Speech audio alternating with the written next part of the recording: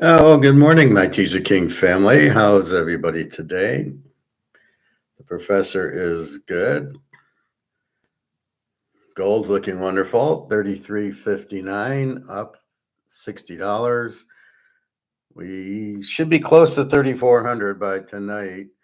Again, China's not doing their point, but Europe's raising it and the US is raising it. Notice at 10 o'clock up, but notice at 10 minutes to 10 it dropped. And as soon as you see that drop before 10, you know it's going up. Little game they're playing to get it cheaper. It's so stupid. Uh, Silver 33.26. I'm gonna go buy some more, I think, today. They'll probably be closed tomorrow with Memorial Day, and then going where we're headed, an extra 10 or 20 ounces is fine.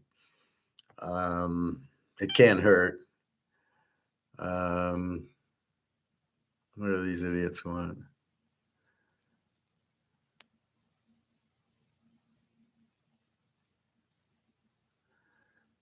Yeah, we don't care.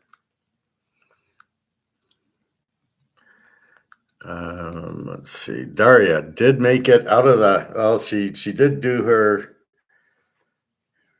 She did do her thing, and she made it. It was she was scared out of her mind, but she did it.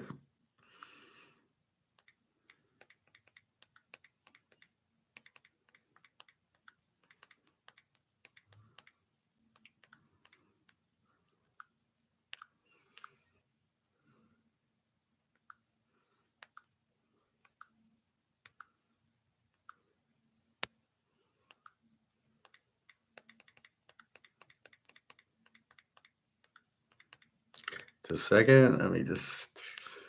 Hellos.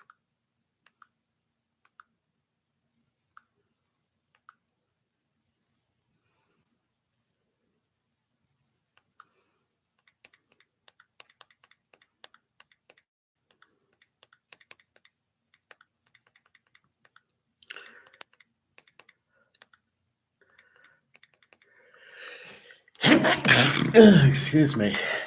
All right.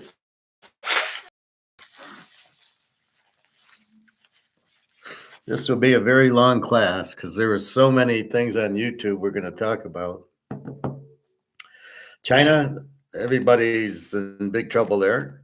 Uh, Japan crashed their bonds, as we were told by Eli yesterday over David, or I think David. The U.S. is in big fucking trouble. We just walk around like nothing's happening. Our dollar's no good. Japan sold all their debt. Their T-bills are done. They're broke. China is also selling a lot of T-bills, of our T-bills. So we need the T-bills to keep the government running, to keep the country running. But nobody's buying them, so we buy our own. That's called the Banana Republic, which means we're broke. When you got to buy, so that's like me. Damn, let me get the card.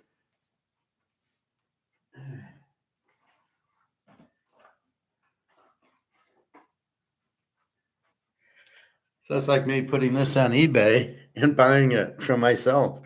Okay, I want $5,000. Okay, I'll buy it from myself. Well, no. I didn't make any revenue. If I can't sell it, then it's worthless.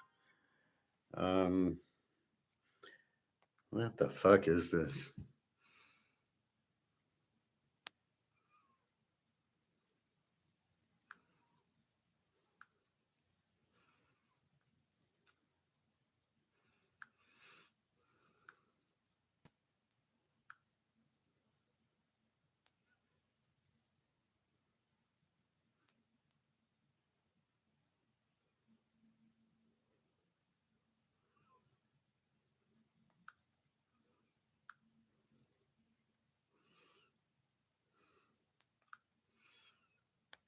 All right.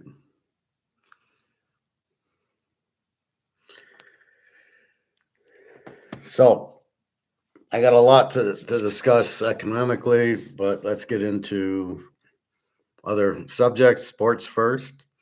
So I did week 1 in the NFL. So let's do baseball, basketball, and then we'll talk NFL. Um, Gold 33.57. I'm glad it's after 10. The Dow is down $364. 41,494. That'll soon be 20,000. What a scam this whole thing is.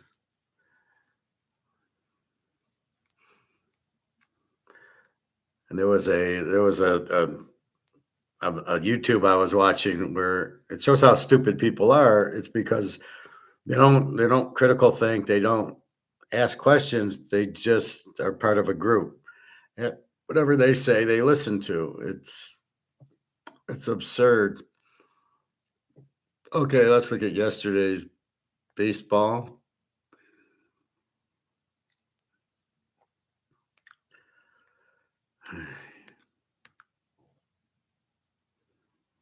All right. 522. We start with Texas. Texas has Evaldi going with a 1.60 ERA against Rodon with a 2.88. And as you would expect, New York wins 1-0, a low scoring game.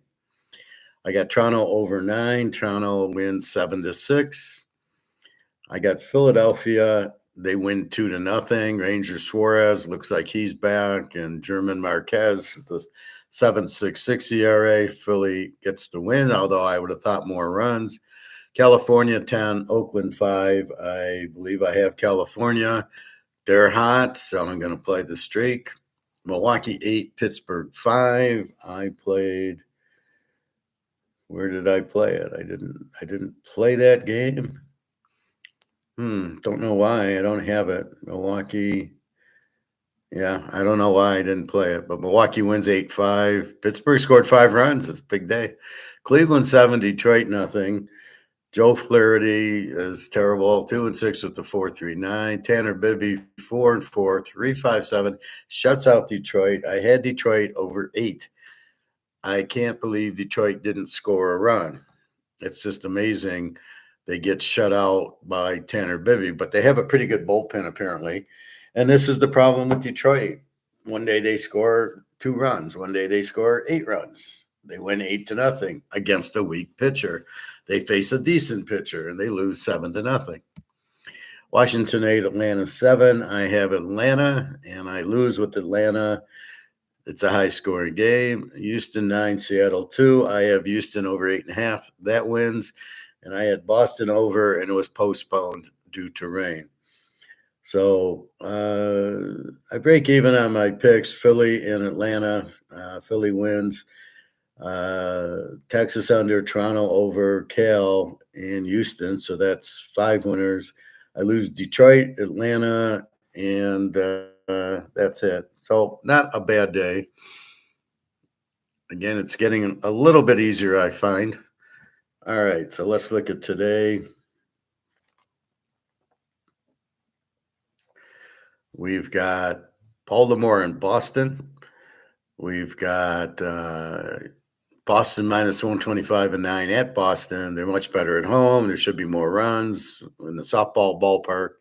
Cade Povich 1-3 with the 5.23. Brian Bello 2-1. So I'm gonna replay that game and go Boston over 9, which is what I did yesterday. We'll make it 2 units at home with weak pitching.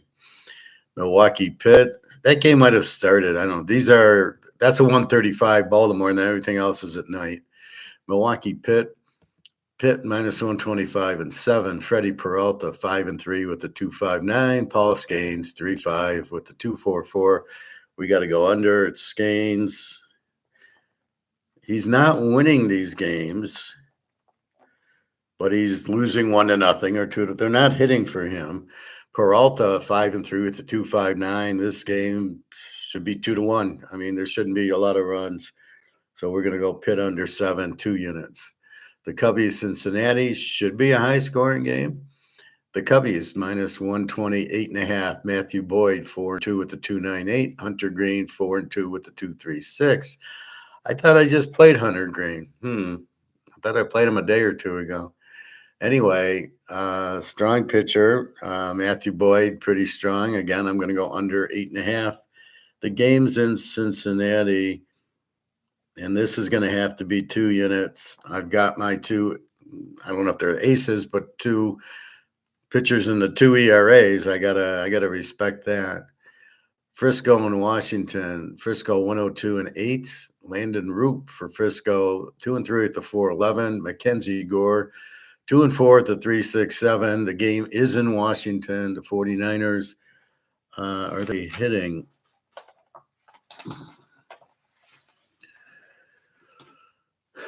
San Francisco, Washington, Frisco with 3 hitters, Washington with 3 hitters. So there shouldn't be a lot of scoring. Over under 8. I'm just going to take Washington. I'm not going to bet it. Toronto, Tampa Bay. Tampa Bay minus 140 and 9. Eric Lawyer 1-0 with a 2.25 for Toronto. Drew Rasmussen 2 and 4 with a 2.93. Let's see, Eric Lawyer, is he a bullpen guy? He has pitched 4 games. Yeah, he's a bullpen guy. All right. And what do you do with the bullpen guy? So you're going to get other bullpen guys. There's too many bullpen guys, and they all go 1 inning. That's all they can go. Oh my God, he pitched 1 inning. He's his arm. He's going to be tired. I'm just going to go under here. T-Bay under 9. I'm not going to bet it because I don't like Lawyer. Rasmussen's 2 and 4 at the 2.93, so it should be low scoring. Baltimore-Boston game 2.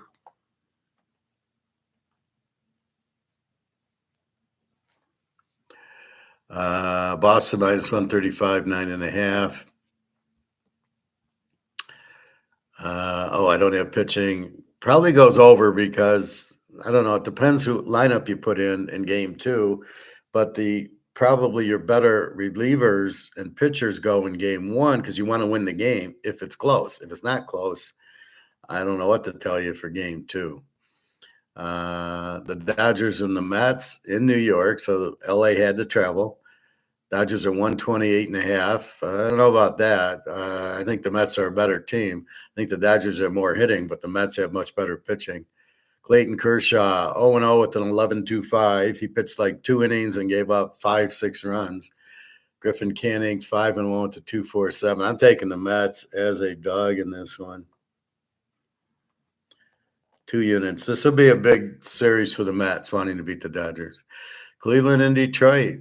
Cleveland shut them out yesterday. Detroit 128.5. Slade Suzuki 0-1 with the 5.4 against Jackson Joby. 4-0 with the 4.12. I got to go over again. Over 8.5. This time we'll go 2 units. I mean, this Joby's not really that good. Let's take, who's this Slade Shinoni for Cleveland? He's pitched 1 game in Cincinnati, 5 innings, gave up 3 runs. And Jackson Joby for Detroit. He's from Oklahoma. Sooner Boomer.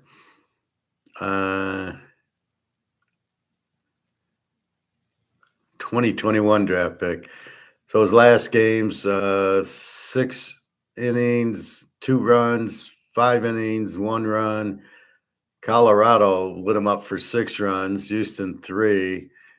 So he's given up 3 runs, 1, 2, 3, and then a 6 runner. So 4, and he's had 4 good innings. The 4 good starts: Minnesota, Kansas City, kind of weaker teams, and Boston. Now that's good but it was in Detroit. This game should get over 8.5, I would think. Slade Sassoni, pitched 1 game, so I don't know. Detroit got shut out. They're going to go into slumps. Everybody thinks everybody who's hitting 290 is going to stay hitting 290 all year, and they're not. They're going to be in the 230s. They're not good hitters, and it's being kind of bullshitted because the guy who's hitting 280 is a lefty, is only facing righties. What is that? Idiot managers. All right. When is Detroit going to start beating the garbage can and stealing pitches? Or are they already doing that? Probably. Don't kid yourself. The manager knew what was going on, and then he lied about it. San Diego and Atlanta. In Atlanta, Atlanta's 185, 7.5. That's hard to believe. San Diego's a very good team. They're a better team than Atlanta. Nick Pivetta, 5-2 with the 2.86 against Chris Sale, 2-3 with the 3.62. I'm going under here. San Diego under 7.5, 2 units. I got a lot of plays today, a lot of good pitching going today. It's funny, you get days there's good pitching, and you get days there's shit pitching. Texas at the White Sox. Texas 190-8. Tyler Mayo 5-1 with a 1.47. Shane Burke 2-5. Oh, we got to go Texas again. I'm not going to bet that, but it's a no-brainer. Seattle and Houston. Houston minus 125 and 8.5 in Houston. I think Houston won yesterday. Emerson Hancock 1-2 with a 6.21 for Seattle. Houston Ryan Gusto 3-2 with the 4.62. Got to go over. We won with the over yesterday. Houston over 8.5, and I'm going to go 2 units on this game with these pitchers. Kansas City, Minnesota. Let Altuve hit me a grand slam. Kansas City, Minnesota. Minnesota minus 190-8. Noah Cameron 1-1 with an 0.71. Pretty good. Probably a bullpenner. Pablo Lopez 4-2 with the 2.40. Let's look at this Noah Cameron guy. And he's only pitched in 2 games, 6 innings, and he gave up 1 hitter against Tampa and a 2-hitter against St. Louis. This guy's the real deal. Holy shit. He's actually can pitch. Which game is this? Kansas City and Minnesota. This is going to be a lock under. KC under 8, 2 units. Jesus, every game I can bet. Arizona against the Cardinals. Arizona minus 130, 8.5. Zach Gallen 3-5 with the 5.14. Miles McCollus 3-2 with the 3.77. This game will go over. Arizona over 8.5. The Yanks in Colorado. The Yanks won like 1-0 or 2-0 or something. Yanks are 300, 11.5. Clark Schmidt 1-1 with the 4.41. Tanner Gordon. I'm going to go over here. I'm going to take the Yanks over 11.5. Not a bet though. Miami at California.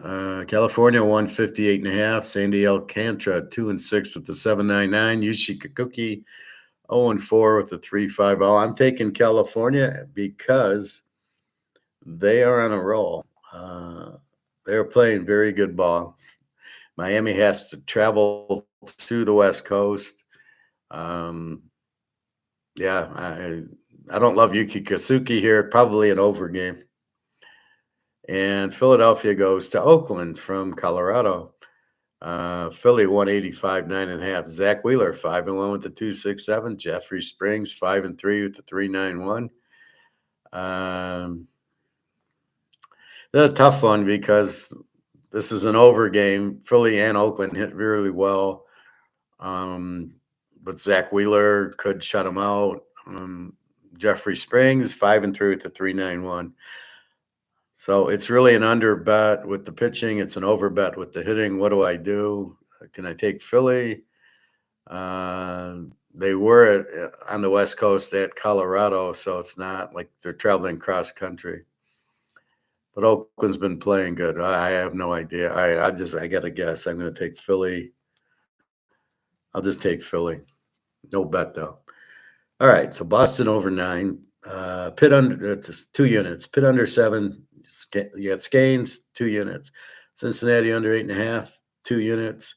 Washington, Tampa under 9. The Mets, 2 units. Cleveland over 8.5, 2 units. San Diego under 7.5, 2 units. Texas, Houston over 8.5, 2 units. KC under 8, 2 units. Arizona over 8.5. The Yankees over 11.5. Cal and Philly. The bets: Boston over 9, Pitt under 7, Cincy under 8.5. The Mets, Cleveland over 8.5, San Diego under 7.5, Houston over 8.5, and KC under 8. So I got 3, 6, I got 8 picks again. We'll see. I've been pretty hot lately, but you never know. It's all different every day. That is your baseball. NBA, we hit OKC yesterday. OKC wins 118-103. They are now up 2-0. And now it gets difficult. So we hit OKC. I thought they'd win at home. Now they go to Denver or Minnesota or wherever they're going. They go to Minnesota game 3. This is a tough one. This is a Minnesota play. They can't go down 3-0. The series is over. We got to see the spread. They'll probably be the dog, but if OKC, I never even heard of this guy. He's the MVP of the league. I go, who? Of course, you never hear of anybody in the NBA because you're not watching them in college. So if you don't watch them in college because they're one and done or transferring, and I don't even watch college ball anymore because we're into football, and then you watch the tournament, that's about it. And it's amazing. If you just watch the tournament, you could easily find 7 or 8 guys to draft, even if you don't have the number 1 pick, that are going to be good players. This is like football. Watch them in a game and see. Don't look at anything else. So we'll see about that tomorrow. Do we take Mini as a home dog? Can they afford to go down 3-0, or are they just outmatched? This is the 1 seed, OKC. So they struggled earlier, probably in the matchups, but now they got over the hump. They beat Denver. So now they're cooking, and I don't know if I want to bet against the number 1 team. Today's game, we got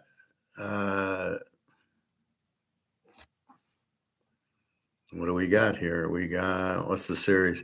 Indiana leads the series 1-0. The Knicks blew it. They were up, so they can beat them. The Knicks are 6.5, 224.5. I like the way Indy's playing. They're just kicking everybody's butt. This Halliburton guy, never heard of. What college did he go to? Who knows? Against the Knicks, who are okay. They have that one player I never heard of, but he's pretty good. New York 6.5, 224.5. So I don't know what you do with that. New York needs the game off of the loss. They did have them by a lot of points, but their defense wasn't there at the end. So I think, can they blow them out? Well, they did blow out Boston in game 6, so it is capable, who's a better team than Indy. Indy killed Cleveland, and you wonder how good was Cleveland. With 68 wins, I think they had some injuries, though. So that gets you down to, will the Knicks blow them out? Or I think Indy can play them tough because they're just playing tough. I think Indy's the better team at this point. I don't know. It's hard for me to go against the Knicks because psychologically they have to win, get the split at home. But are they good enough to do it? And that's the problem. So I don't know today. I'm going to say the Knicks need it. They might get it, but I don't think they cover.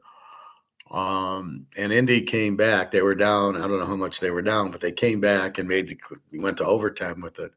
So I think that choke signal by the guy was a big mistake. I think I'm going to take the Knicks in 6.5 tonight. Let's go New York. Go New York, beat Navy. It's a must-win game for them. They go around 2-0.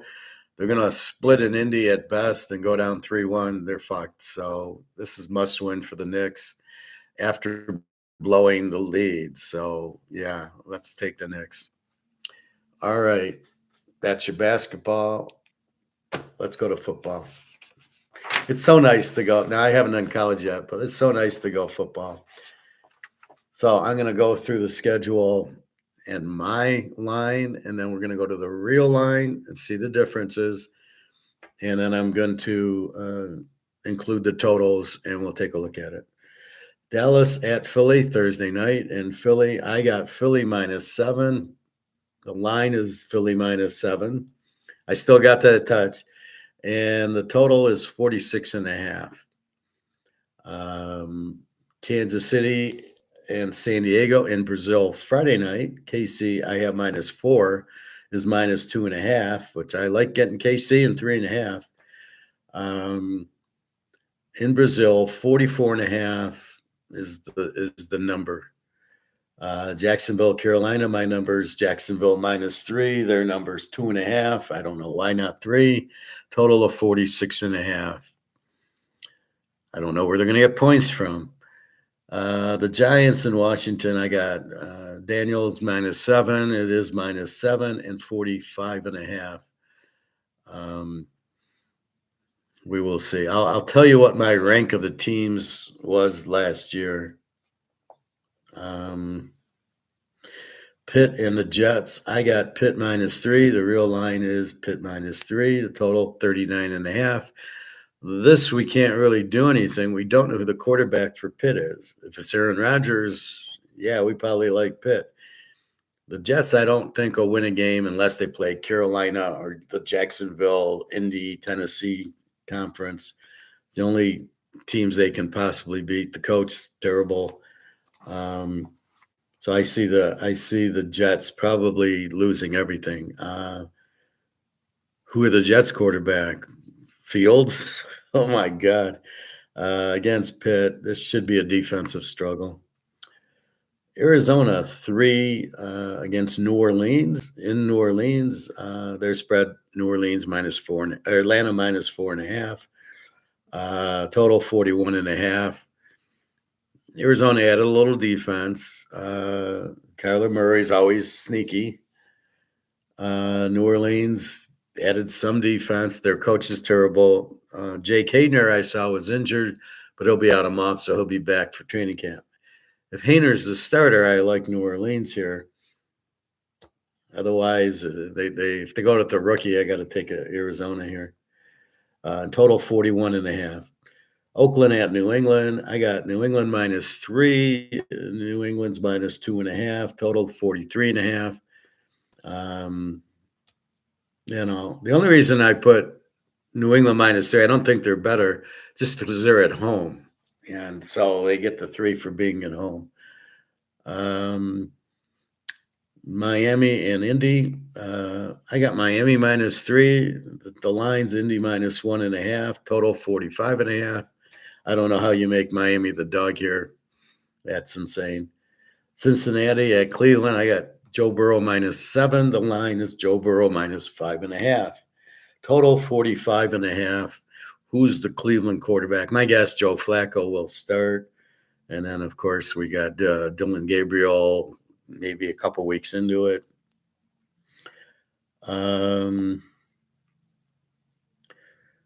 Joe Burrow is going to be on fire. They are not going to make the same mistake. Last year, they lost the first few games. They weren't ready.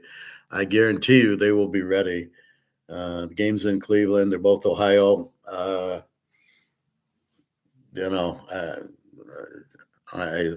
think Cincinnati's going to kill them. All right, they got Myles Garrett, but they played Myles Garrett before. He doesn't bother Joe Burrow.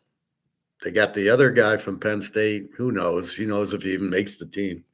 He'll probably make it because he's the first rounder, but who knows if he's an NFL player? Hard to go from Penn State and then say he's so good. Everybody thinks he's Micah Parsons because he played at Penn State, but I don't know. Tampa Bay at Atlanta. I got Atlanta -3. Michael Penix. They got Tampa -1.5. Total, I think, is 46.5 here.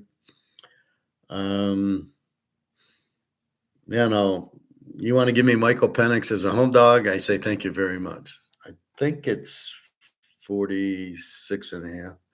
Let me see.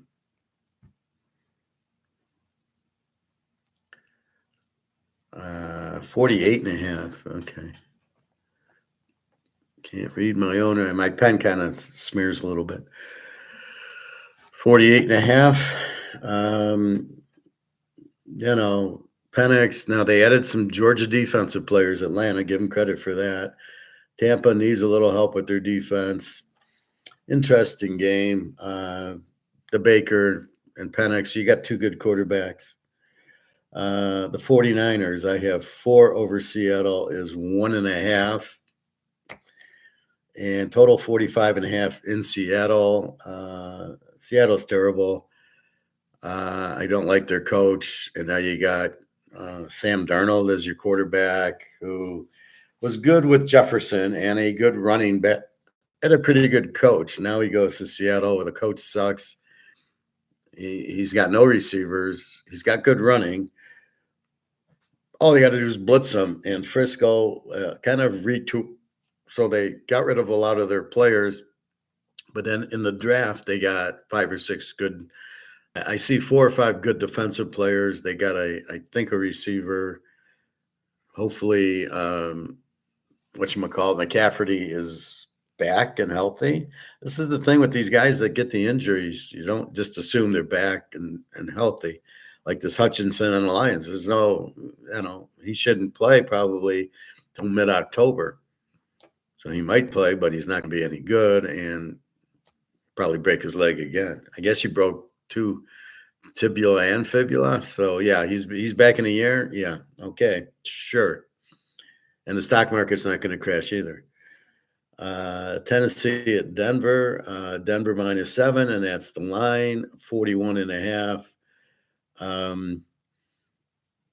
Bo Nix, I mean, I don't know what they added, a little defense. They added some linemen who, when you add linemen, there's no guarantee they even, they're just going to be backups because the guys who are there now have competition and they're going to play better. And they are experienced and they know how to play as a lineman. So we will see. But Denver, you just Sean Payton, and if they start Cam Ward, he's going to throw 3 picks. Good defense at Denver, and they're at home. Houston at the Rams. I get the Rams -3. The Rams are -3. Total 46.5. Stafford ought to be lighting it up. He's got Puka and then Devontae Adams and some running and a pretty good defense. LA looks like the best team in the West. At home, Houston, good defense. CJ Stroud stinks. We'll see about the running. Can CJ Stroud, a good quarterback, I would take the dog in this game, but I don't think I have a good quarterback. So I think Stafford is the key here. Detroit goes to Green Bay. I don't understand this. Detroit -3 is my line. Green Bay -1.5. Total 49.5. Kind of surprised Green Bay's favorite. Jordan Love, I don't think is that good and I never thought he was that good. Started playing decent, but last year he sucked. Pretty good. Weak Detroit defense will be the Achilles, but Detroit should score. Again, you got the new coordinators for Detroit. You've got how is their offensive coordinator? Is not very good. He's never done it before. Now, an idiot should be able to manage the Detroit offense. Just 6 guys in the box were running, 7 guys were throwing, and you got good weapons, and you need a quarterback, but you don't want to play hooker. Good luck to that. Good running, good receiving, good tight end, good line. Should be able to put up a 30 on Green Bay here. So it's a surprise that they're the dog, but we'll see. We'll see how bad the offensive coordinator is. Baltimore and Buffalo, a revenge of the AFC divisional game. In Buffalo, Buffalo won by 2. Lamar, of course, threw 4 picks. And here I got Buffalo -3 is 1.5. Total 51.5. I believe that's 51, not 57. It better be 51.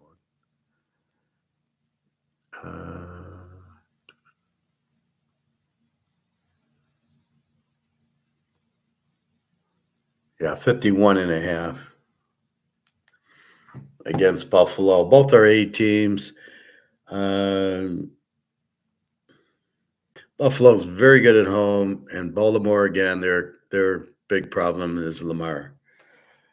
MVP of the league. What kind of joke is that? He's MVP of the league. You can't win a playoff game.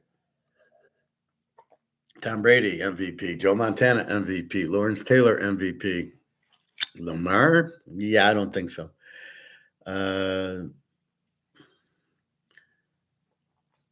We will see. But Buffalo 1.5. Excuse me. And that leaves us so all those are Sunday. So Dallas, Philly, Thursday, KC, San Diego, Brazil, Friday. All are Sunday, and then Monday night, Minnesota at Chicago. I got Minnesota -3, and they have Chicago -1.5. Anybody want to explain to me how the Bears are favored over a good team? Total 44.5. Ben Johnson, not a very good offensive mind. He's got weak game plans, like the Washington game plan. Where was that?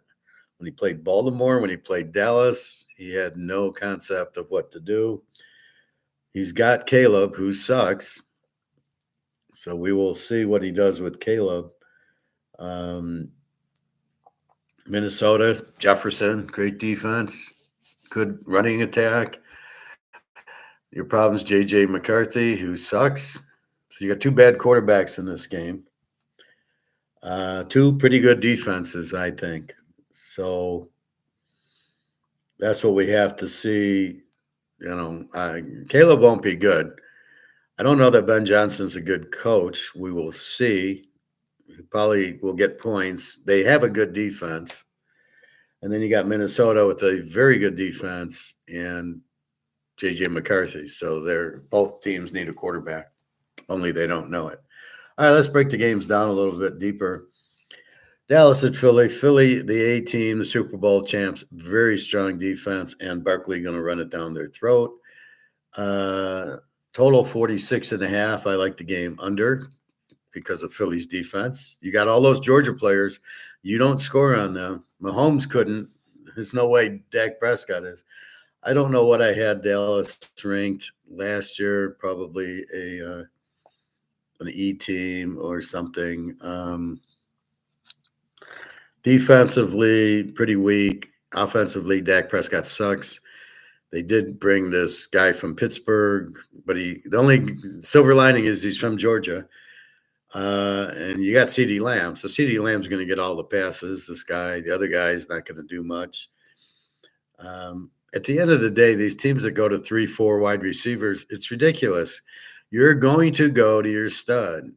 The Lions are going to go to St. Thomas, and Dallas is going to go to CeeDee Lamb, and Stafford's going to go to Puka. So to have more than one stud is ridiculous. He's very rarely going to go to two. Now, maybe you can double team. You can double team Kelsey. He's a tight end. It's hard to double team your playmaker.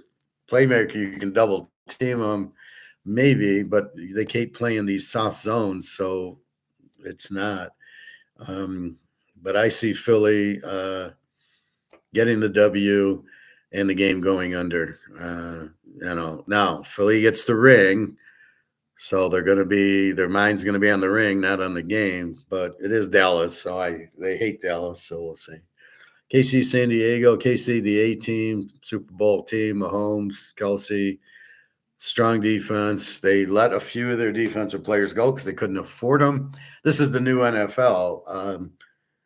I keep you for the first contract and I let you go because I can't afford the 20, 30 million, which is outrageous. And so I just draft guys. And if you know how to draft like KC does, then you just put them in. You got Spagnuolo and they just pop them in.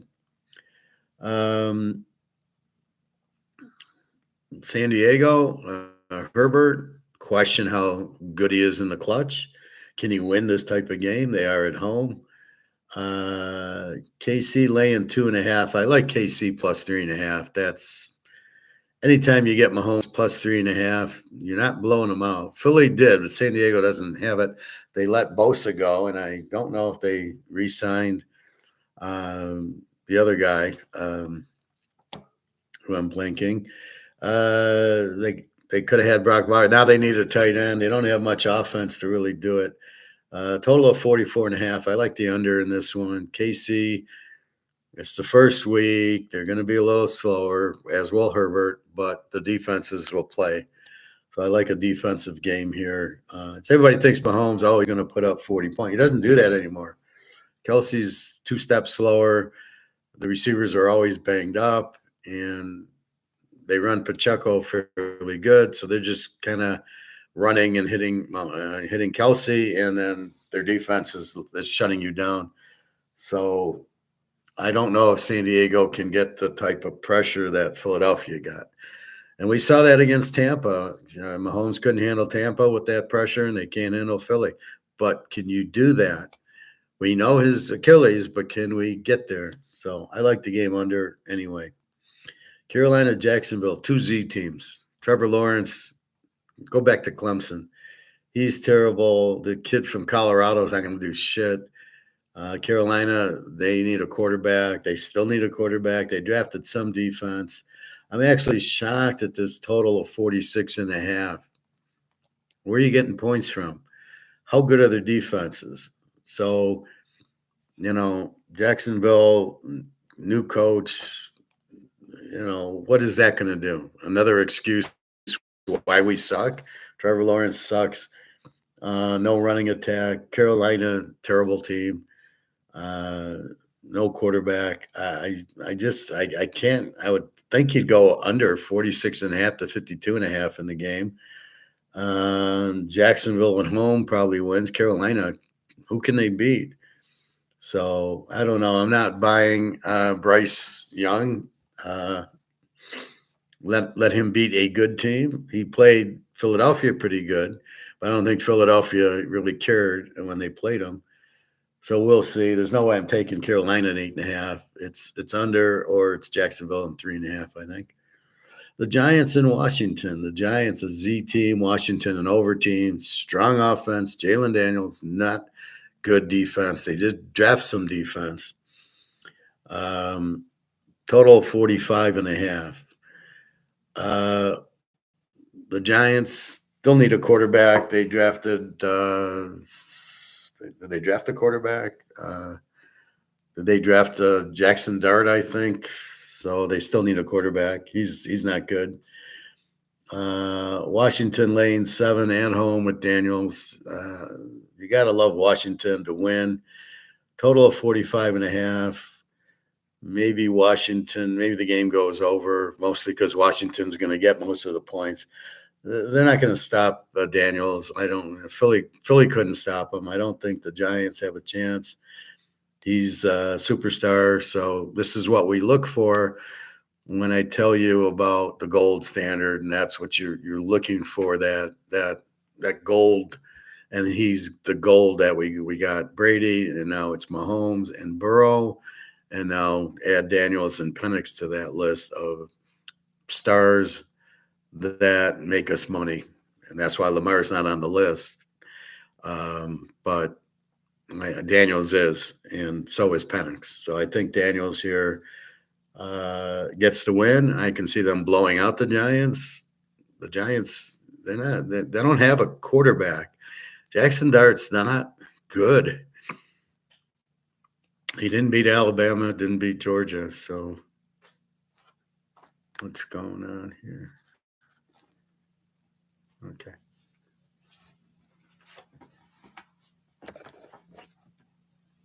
There we go. So really don't like Dart. First game, Washington, Daniels gets the win for sure. Pitt at the Jets. Jets are a Z team. Pitt depends on the quarterback. They have a good defense, we know. Who's their quarterback? So you lost Russell Wilson, I thought was a mistake. Aaron Rodgers, don't know if he'll be there. I don't remember who they signed. They're in big trouble without a quarterback. They did change their running back and their receiver, and they got DK Metcalf and nobody to throw them the ball. The JETSs are just, who knows? They had a good defensive coach, but he's gone now, so you can't say they had an opportunity to have the Green Bay offense and the San Francisco defense, and they blew that, and they fired Salah, and I just, will Aaron Rodgers go to Pitt? So if Aaron Rodgers is there, I would take Pitt. If he's not there, and again, Pitt's laying 3. I think you got to go under if they don't get Rodgers, you got to go under. Jets have no quarterback, decent defense. Pitt, no quarterback. They're going to run, good defense. Their offensive coordinator sucks. So I think this is a under game. Arizona, New Orleans. Who does New Orleans start? Jake Haener, or they ain't going to do Rattler. He sucks. And then they picked up that guy in the draft. I don't remember, but he's not any good. Tyler Shaw, I think. Yeah. He got benched at Texas Tech. I don't think he's that good. So we've got Arizona, Kyler Murray. Marvin Harrison stinks. I don't know what happened to him. I guess he's only good in college. With that idiot broadcaster saying Maserati Marv. I mean, that's bullshit, because people listen to that and drafted him in the 4th or 5th pick. He's not a 4th or 5th pick receiver. I don't think he likes the contact that he gets in the NFL. So we've got Arizona, Kyler Murray, and they did add some defense. Coach is kind of weak. New Orleans, their coach is terrible. I am not taking Arizona on the road. If Haener plays, I could take New Orleans in 10.5. Total of 41.5. How's New Orleans going to score? Do they have a defense?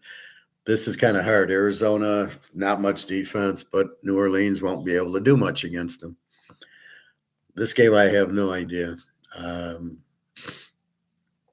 Too many variables to muck it up. Oakland at New England. New England -2.5, 43.5. Everybody's on Drake May but me. I'm sorry. He runs, but they got Mike Vrabel. He'll be a defensive coach. I can see them running the ball more. Oakland, Matt Crosby, Oakland, Gentry. Look for a low-scoring defensive battle. Oakland did draft a few defense and a few linemen. Geno Smith is not good, and yet he's still better than Drake May. I think Oakland's a live dog getting 8.5, and I think this game goes under, because when you have a guy like Gentry and you really don't have receivers, look for them to run it. Now, Gentry could break. Drake May could break a run. He's not going to throw for anything. He can't. So that's what I'm looking at. I love how New England sold on Drake May. Like, really? So you want to be 3-win for the next 5 years because you're going with Drake May? You think because he ran for a 50-yard touchdown? I mean, they're missing the point. Let him throw for 50. Mahomes doesn't run for 50-yard touchdowns. He throws for 50-yard touchdowns. He can spot wide open guys. Drake May doesn't even know which color his team is. So I think Oakland's very live dog here, and I think you go under because Vrabel will bring in defense, and Oakland, Coach Pete will definitely bring in defense. Yeah, let's not forget we got Coach Pete now, and Geno Smith, who's not really good, a lot of turnovers, but we got Gentry. So Miami at Indy. Miami should be favored, but Indy's favored by 1.5. Why? Richardson, he stinks. Daniel Jones is even worse. Over under 45.5. Should be an over game, because if Richardson plays, he's going to run a lot for points. I like Miami as a live dog, even though I don't normally like them on the road. Indy is a weak favorite, as I call it. Indy should not be favored in any game unless they play Carolina and or maybe Tennessee. I don't really have my ranks on these teams. Miami, terrible coach. I think both coaches are terrible. This is what's wrong with the league. And then all they do, it's 4th and 2. We got to go for it. You're at your own 10. Well, yeah, but it's 4th and 2. We're going to make it. So I like Miami as a dog and probably an over in the game. Cincinnati, Cleveland. Cincinnati minus 5.5, 45.5 total. Love Joe Burrow. Cleveland, yes, Miles Garrett and this new guy from Penn State. Cincinnati faced Kansas City and Buffalo and Baltimore twice. I don't think this is going to scare them. They are nowhere near Baltimore's defense, but they don't have an offense. So it's Joe Flacco, who's 60 years old, or it's going to be Dylan Gabriel. If they start Prime, we're locking Cincinnati. But I can't imagine them even Prime Jr. getting on the field. Gabriel's good, but he needs a little bit of time to get used to this offense, which I don't know what it is. Who are the receivers and the running backs? Nick Chubb's not there anymore. So I got to love Cincy, knowing that they started slowly last year and they missed the playoffs by one game. Look for them to come out on fire. And they can't stop Joe Burrow, and they can't stop Chase, that's for sure. Myles Garrett can't stop Chase. You can't guard him. And you add in T. Higgins, and then they got if Trey Hutchinson doesn't play and he sits out, then we'll probably go over. And Cincinnati got the running back Tajay Brooks from Texas Tech, who's really good. So look for them to have a little more balance, so it makes Burrow even better. Cincinnati starts out on fire. Tampa Bay, Atlanta. Tampa Bay, I got Atlanta -3. I'm sorry. They still have Michael Penix. They're at home. They added 2 Georgia defensive players. Excuse me. Tampa 1.5. I like Atlanta getting 7.5 at home with Michael Penix. Total 48.5. I do like the game over also, but right now I would lean to Michael Penix in 7.5 because I don't know how these Georgia defensive players, they could just shut you down. We see it at Philadelphia. So I don't know. I that's what I see. It's funny. The Lions were like saying, we got Georgia players. Yeah. A guard, a safety in the 7th round and some other running back or something. Like, no, you didn't get Georgia's star defensive players. You got a guard. Big fucking deal. Georgia, you pick up their defense. So I don't know what this GM has against Georgia, but when you got a 30 defense, that Alabama stuff just ain't working. So let's see, where are we? So I like Atlanta as a home dog with Michael Penix all day long. Tampa's okay. I mean, they're a good team, but Atlanta, you're undervaluing them. They should be favored in this game. The Niners in Seattle, the Niners should be a 3 or 4. They're only 1.5, 45.5. Now you got Brock Purdy. Let's see if McCaffrey's there. You lost Debo. I think you get Ayuk back, but I'm not sure he'll be ready for week 1. I thought they drafted a receiver. The guy they drafted last year stinks from Florida. So they do need receivers. They did draft 4 or 5 pretty good defensive players from Ole Miss and Tennessee and stuff like that. So look for the Niners to, again, have that pretty strong defense. Seattle's terrible. Sam Darnold, all you got to do is blitz them, and the Niners are going to be blitzing them every play. Good running from from Seattle, no passing. Who do you got? You got no receiver. You let DK Metcalf go and Lockett? Are you kidding me? So Seattle's in big trouble offensively, and their defense is weak. I think this is going to be an under game. I think if McCaffrey's playing, they're going to run him because they don't really have receivers unless they got an Ayuk. They do have like the second string receivers are better than most teams' first team. Look for Ayuk to come out now and look for George. Look for George Kittle to have a bigger role, and look at McCaffrey if he's healthy to have a bigger role. So let's spell the Kittle and McCaffrey. You just won't have Debo.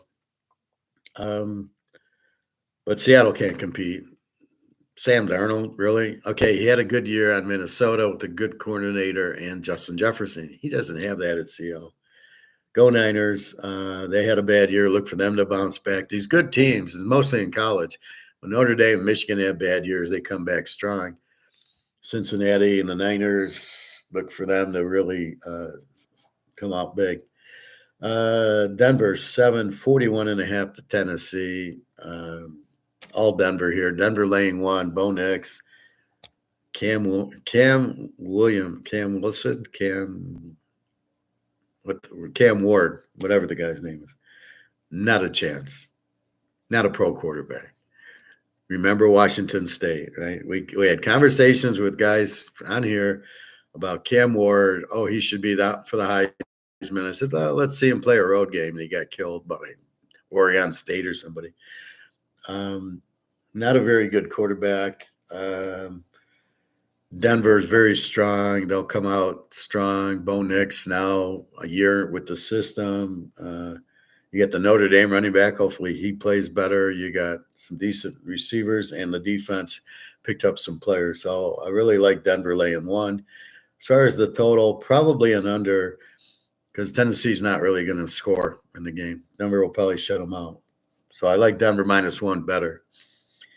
Houston at the Rams. This is a fairly even game. C.J. Stroud struggles. Stafford should be on the top of his game. You've added Devontae Adams and Puka. So you basically got rid of Cooper Kupp for Devontae Adams, who isn't hurt all the time. Cooper Kupp's always hurt. Houston, no receivers, no running back, good defense. Stafford will eat the defense up. And total of 46.5. I think you go under with Houston. Good defense, not offense. The Rams, Stafford's okay. He'll score, but they'll balance it, and they have a pretty good defense. So you got 2 pretty good defenses going, and it's week 1. So I like the under in this game.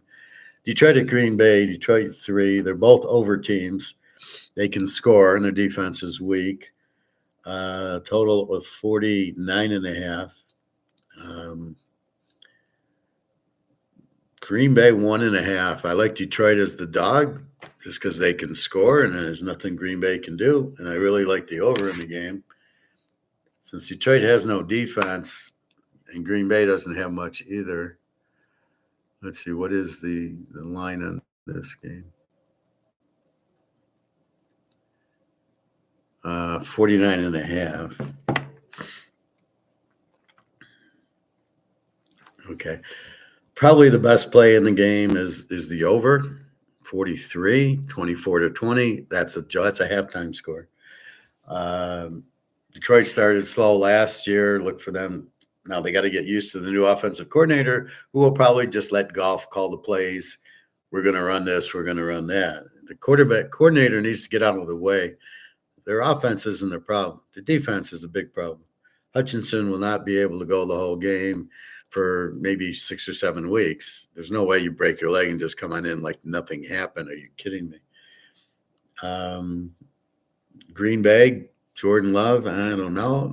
Drafting receivers, I didn't understand that. I thought they had good receivers. So I don't know what's going on in Green Bay. Good offensive coach and not much defense. So look for a high-scoring game here. I would believe. And, the Lions with all the offense and no defense. Green Bay, same thing. Same mirror teams. If you like the dog, you can take Detroit in 7.5. But I can't bet the dog because of the defense. It's a weak defense. All right. Baltimore, Buffalo. I had Buffalo 3. Buffalo's 1.5, 51.5. It's only one way to play this game. It's over. Baltimore will want revenge. Buffalo, great home field team, kind of weak on the road. Lamar out to prove something. Josh Allen, you can't really stop. Buffalo plays a lot better at home. I think Buffalo wins a close one. I think Baltimore in 7.5's a very good play, and over 45.5's even better. I think that should go over. They're really not going to stop Lamar. He stops himself with the interceptions and the turnovers. So go Baltimore and go over. Minnesota and Chicago. Chicago is -1.5, 44.5. Now, breaking the game down, we have a new coach for Chicago who's an offensive coordinator. So is he going to be the coach or the offensive coordinator? But you still have Caleb there. You got CJ Moore, who's good. Who else do you got? Do you have running backs? The running back last year sucked. Their offensive line sucked, and Caleb sucks.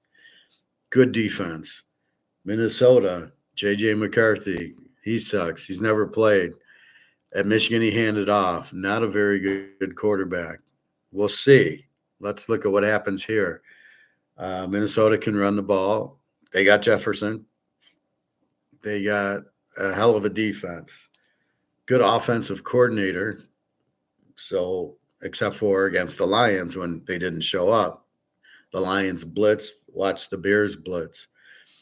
I think you can take Minnie in 7.5 against Caleb, but you got to be careful that McCarthy's not very good. I think the best play here is under. I think the Bears, still with the killer defense and still with Caleb, they're not going to generate points. But McCarthy's not going to generate points. McCarthy's more of a running quarterback, which is a big problem. And in the middle class, McCarthy's a very good running quarterback. Caleb doesn't even run. He kind of just scrambles and throws it up in prayers. McCarthy didn't do anything in Michigan. He just ran the ball and very little passing. Mostly he handed the ball off. The championship season, did he even throw 10 touchdown passes? I mean, it was all run up the middle. I remember the Penn State game. They didn't throw a pass in the second half. What does that tell you? Okay, so we're not buying McCarthy, and we know Caleb sucks. But we do know the Bears have a good defense, as does the Minnesota. Now, here's where you're going to get mind fucked. You think because the Lions had a good offense that he's going to come in and give Chicago a good offense. It ain't the same. He doesn't have the running that Detroit did, the offensive line that Detroit did, or the wide receivers that Detroit did. He's got R.J. Moore or D.J. Moore as the receiver, and that's it.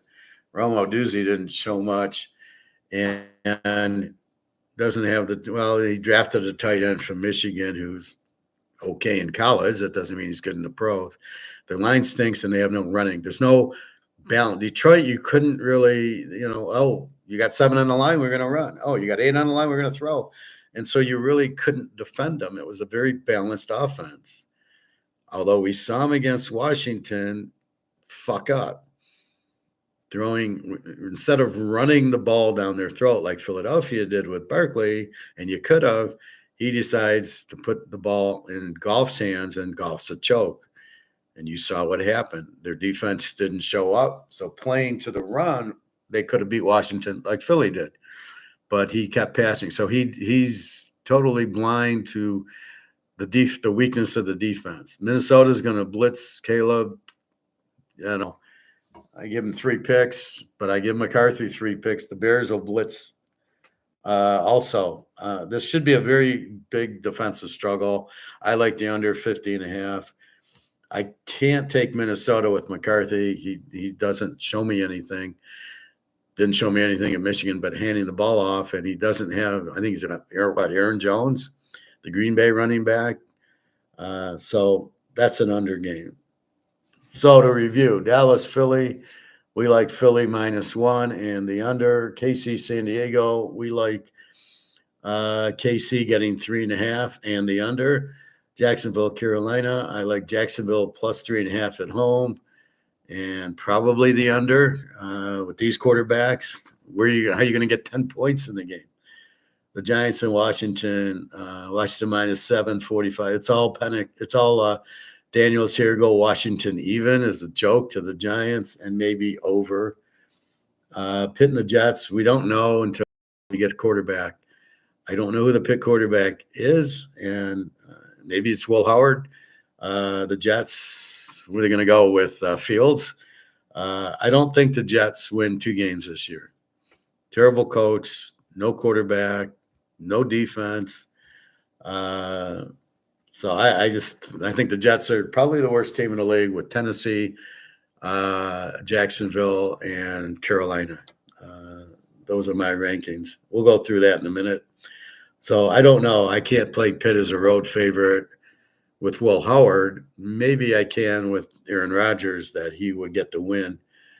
Maybe it's an under game. If I don't have Rodgers and I don't have a quarterback, then the only play in this game is an under 45 and a half. Arizona, New Orleans, Jake Hayner injured but out for a month, so he'll be ready if he's the quarterback. Arizona, and we know how good Kyler Murray is. Harrison stinks. They added some defense. It's a real tough game. Hard to take Arizona as a road favorite here. New Orleans, pretty good defense. They got Kamara. They got Olave. Let's not forget that. So I think New Orleans is probably a live dog here, depending on who their quarterback is. Oakland at New England. I like Oakland getting 8.5, and I like the game probably, 43.5. So I like the game under 49.5. Oakland's going to run Gentry all game, give him 30 carries. New England's going to run Drake May. They don't have a running back. They have no receivers, so where are they going to score? Vrabel will play his style of game and play defense. So I think you're looking at a defensive struggle. All right. Miami, Indy. Miami is a live dog, getting 1.5 up to 7.5. And I love the over 45.5, over 39.5. I need 21 to 20. One thing Richardson does well is run and score points. The one thing Miami can do with Tag is you got Tyreek Hill. You're going to score points on Indy's defense. So this should be an over game. Cincinnati, Cleveland. I love Joe Burrow. Joe Burrow is laying 5.5. You get a half point with Joe Burrow against Cleveland. Thank you, God. Total of 45. I don't know if we can trust. We got to see who Cleveland's quarterback is. We got to see if Hendrickson's playing for Cincinnati, the defensive end. If he's out, this game's way over. If he's playing, it's all Cincinnati. Tampa Bay, Atlanta. I got to take Penix as a home dog. Tampa 1.5, 48.5. Love Atlanta as a home dog with the Georgia defense they drafted, and over 42.5 is a joke. Penix against the Baker. The Niners, Seattle. The Niners are 1.5 point favorites. They revamped 4 or 5 players on defense. They still have Ayuk, and a couple of the backup receivers are very good. The question is going to be McCaffrey. If he's healthy, you got Kittle. If he's healthy, you got Brock Purdy. I think Frisco and 4.5 is a joke. The total, I think, is under. I think the Niners defense will just shut down Sam Darnold. They watch the Lion game. Oh, all we got to do is blitz him, and the guy falls apart. Okay. So look for Frisco to put a lot of pressure, and I don't see Seattle with much offense. They have no receivers. They got good running. They have no defense, and they have no quarterback or coach. So I don't know what Seattle is going to be last place in that division.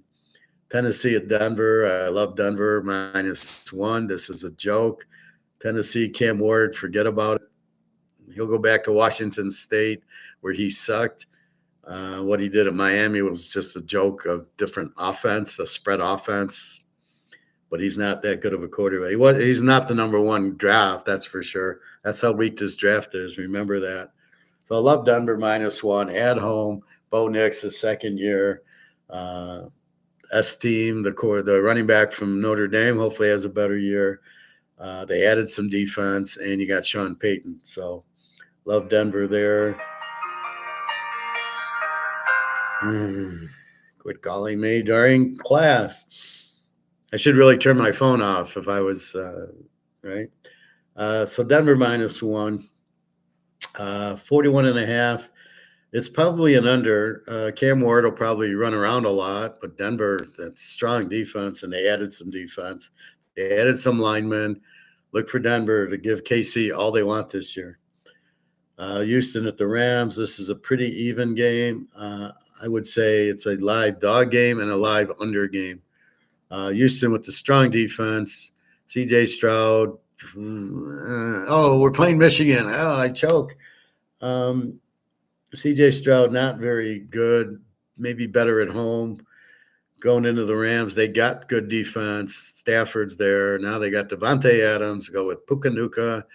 I believe they have a tight end. They got good running. Look for the Rams to control the game. I'm scared to take Houston as the dog. I more like the Rams at home, but I like the game under just because I think the Rams can kind of, they're going to, it should be a defensive game, especially week one. Detroit at Green Bay. Green Bay 1.5, 49.5. Love the dog. Love the over. I don't know which one I love more. Detroit will score on them. Detroit can, a monkey could be their offensive coordinator, which is what you had last year, basically. And I think Green Bay should score on Detroit. They have no defense. They didn't draft anybody. The kid from Ohio State's terrible. I watched 3 games, 3 playoff games, the Michigan game, and then 2 in the Notre Dame and the Penn State game with Ohio State, or the Oregon game. The kid did nothing. The defensive tackle just got blocked off the ball, didn't make a tackle. This is your first pick. The safety or linebacker who made all the tackles I would have drafted, but this guy's nothing. So Detroit really still going to have a weak defense. Yeah, you can blame the injuries, but okay, once you're injured, you're not as healthy as you were, and you're a little bit slower, and you haven't done anything. And I doubt Hutchinson can even go the whole game, and is probably not ready to go for till October, but they're going to play him anyway, and he'll probably re-injure his leg. So it's a real stupid thing. But I like the game over, and I like Detroit as a dog. I think that's crazy. Baltimore, Buffalo. Buffalo 1.5, 51.5. Love the over in the game. Lamar, he's good when it's not a playoff game, but Josh Allen, they're not going to stop. So this game is going to be very high scoring. Do you want Baltimore in 7.5? It's not a playoff game. Lamar might win it like he did against KC last year when they lost, but it was high scoring. So love the over. And then many in the Bears. Like I said, just because the Lions offensive coordinator's there doesn't mean he's running the Lion offense. He's got Caleb, who stinks. He's got no running back. He's got one receiver. His line, I don't know. It's not as good as the Lions. And then his defense is very good. Minnesota, same thing. J.J. McCarthy didn't prove shit at Michigan. He handed the ball off. As I cited the Penn State game, they didn't run the ball once in the second half of the Penn State game. Well, he's such a good quarterback. He didn't even throw it. He had one cheap touchdown against Ohio State that was an interception that they screwed up the call on. He doesn't do much. He just hands off a lot. He ain't going to do that against the Bear defense. The Bears have a very strong defense, as does Minnesota. Very strong defense for Minnesota. It's at the Bears. I love the under here, 44.5, 50.5 in this game with Caleb and McCarthy. Jeez, you'll be lucky to get 40. Minnie could be a live dog, but you got to wait because you got to see J.J. McCarthy, and you got to see Caleb, and you got to see this new Bear offense with this new Lion coordinator. So with all that going, this makes it, especially being week one, it makes it an under. McCarthy, will he play in the training camp and the preseason games? I don't know. They're so afraid he's going to get hurt. He played in the week one preseason game and hurt his knee. So, of course, I doubt he'll play. He won't be ready to go. That's like what they did with Bryce Young. They didn't play him in the preseason, and the guy sucks. I don't buy that he played better. I think when you played Carolina, you just laughed. It's like playing the high school team in college. So I think teams might prepare for Carolina a little bit better. I think I just see a good defensive team. Minnesota, great defense. You got Jefferson. Maybe you take Minnie as the dog with Jefferson being the best player on the field. Good defense. The Bears, good defense. Don't fuck with the Bears defense. I heard Butkus is going to play. And then you got Caleb. So this is kind of like you don't know, but the defenses will show up. So I like this as a defensive game. So there you go. I mean, the real games I love. Philly -1, Washington -1, Denver -1, and then you've got your Joe Burrow getting a half. Atlanta is a home dog. The Niners getting 4.5 on the road. Detroit as a dog. Baltimore over. I mean, there's a slew. I'm salivating. But baseball's a different animal. I can't do this magic in baseball because I don't know who I got. I know I got Mahomes. I know I got Burrow and Chase, but I don't know who I got in the baseball games.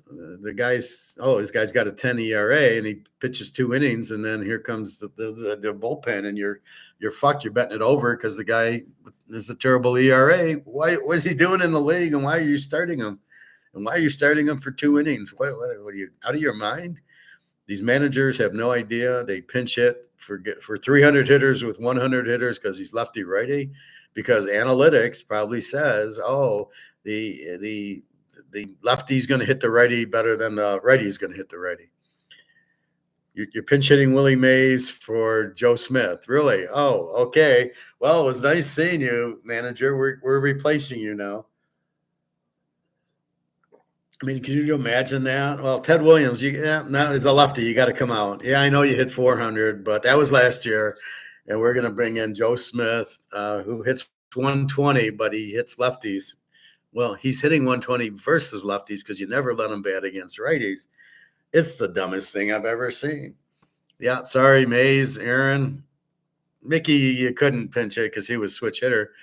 Yogi, Derek Jeter. No, it's a righty. You can't play today. It's so fucked what they're doing now. This analytics is ruining sports. It's ruining a lot because it's also AI is very analytics,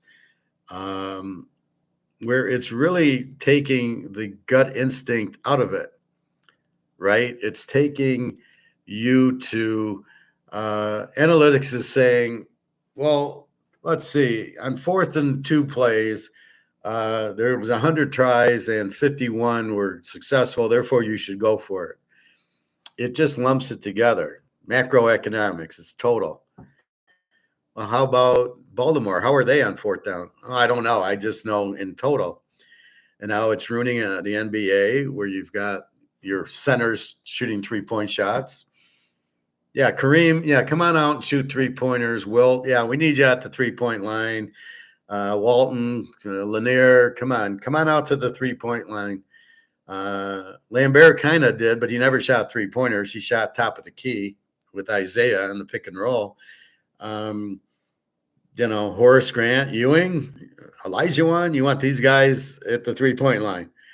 Oh, okay. I mean, it's so stupid. So this is where I lose basketball. Why do you want your 7-footers? This guy in Milwaukee who just went to San Antonio, I don't know his name. He shoots 3-pointers. Not on my team. You see where the basket is? I want you.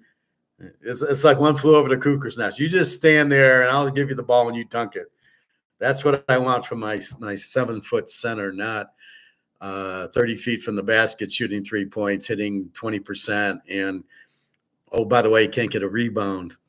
So do you eliminate the 3-point shot? No, but the coaches are fucking idiots because they're using analytics in basketball. Well, 3 points are worth more than 2.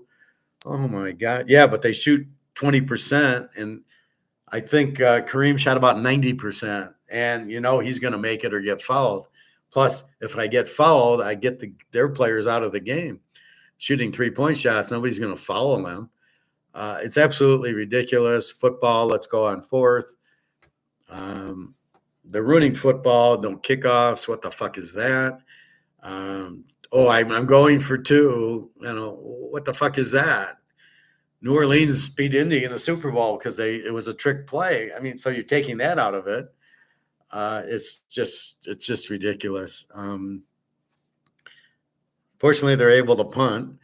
But this whole go for 2 crap, moving the extra point should not have been moved. It's a bonus for getting a touchdown. It's not a penalty. Okay, you got to kick a 50-yard extra point. We want you to go for 2. Well, that fucks the betting up. I don't want to go for 2. I want to go in. Hey, David, how are you today? I don't want to go for 2. I want to kick the extra point. I want to be up 7. Um, this, like, the 2-point conversion is not very easy to do. That's ridiculous. Why are you getting away from the game? Just score the touchdown. Here's a 10-yard extra point, and that's how it should be. Field goals are very important, and so is the punt and the onside kick. You got rid of that. Oh, we're going to onside kick. Oh, well, yeah, okay, so we know it's coming. I mean, at least there was, if you had balls to do it like Sean Payton, you should reward the guy. You like the Knicks today? Yeah, I think I did. Hey, Prophet.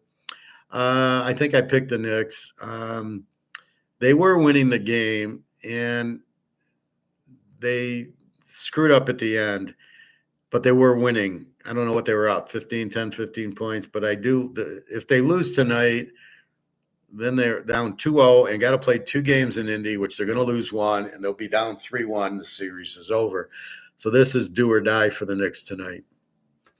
And I think the key is the guy with the choke sign. I don't know what that was all about since I didn't watch the game, but that's going to fire up the Knicks for sure.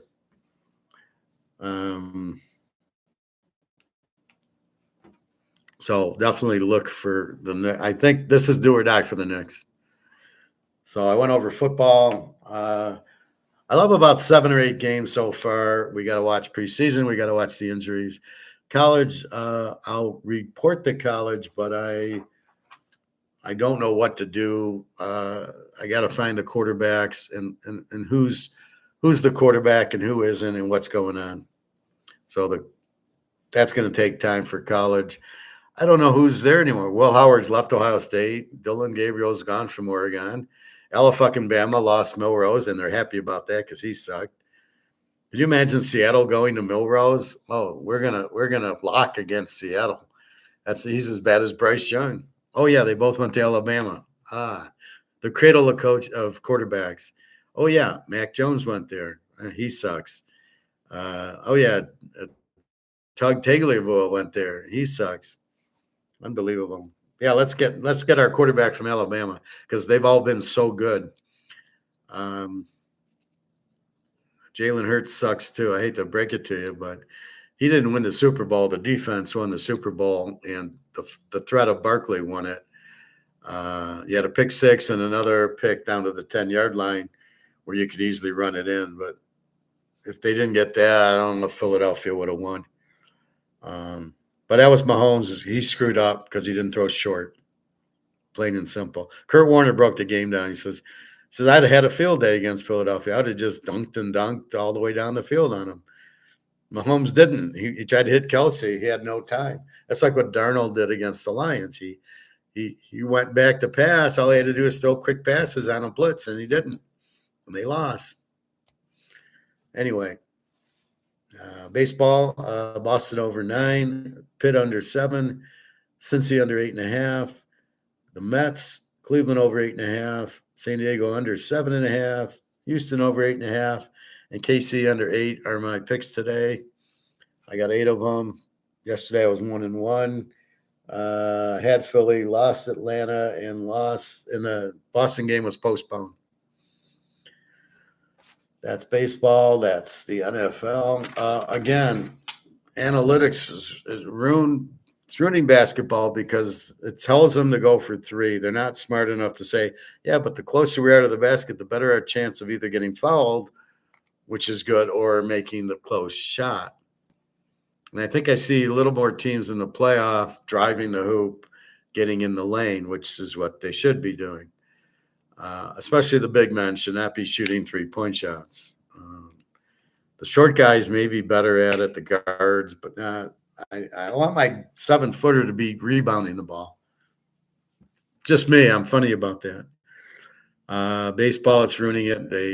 He's a lefty against the righty, and he can't go 3 times through the lineup. So, he's got a no-hitter going. Yeah, but He's pitched. He had 85 pitches. We need to take him out. Saves his arm, so when he goes to the Mets next year, his arm will be fine. Man, if I got a guy who's any good, I'm pitching him every fourth day, 200 pitches. I'm going to ruin his arm because I don't care. What do I care? He's going to be on another team. That's the way it works. I'm not. If I know I'm not going to pay the guy, what do I need him for? So anyway, that's what analytics has screwed up baseball, and it's screwing up football. I mean, it's screwing up basketball, and it's not. It's just a statistical thing. I understand statistics. It doesn't mean you're not getting all the variables, and this is my point. It's always about variables. What variables change? Oh, well, Japan just their T-bills just crashed. That's a variable that changed. Oh, BRICS has gold-backed currency coming out, or it's already out. Variable that's changed. BRICS, gold-backed currency, July 17th. Variable change. COMEX, Basel III, July 1st. Variable change. All these are variable changes. That's what you need to look at, not the statistics per se. This is why I do argue with some of the people who want to use mathematical formulas to try to pick games. It doesn't work because you can't figure out all the variables. There's no way you can tell all the. You got to tell injuries. You got to tell where the game's at. Do they need the game or not? Your matchups and and then the gut feeling. Oh, they're off of a loss.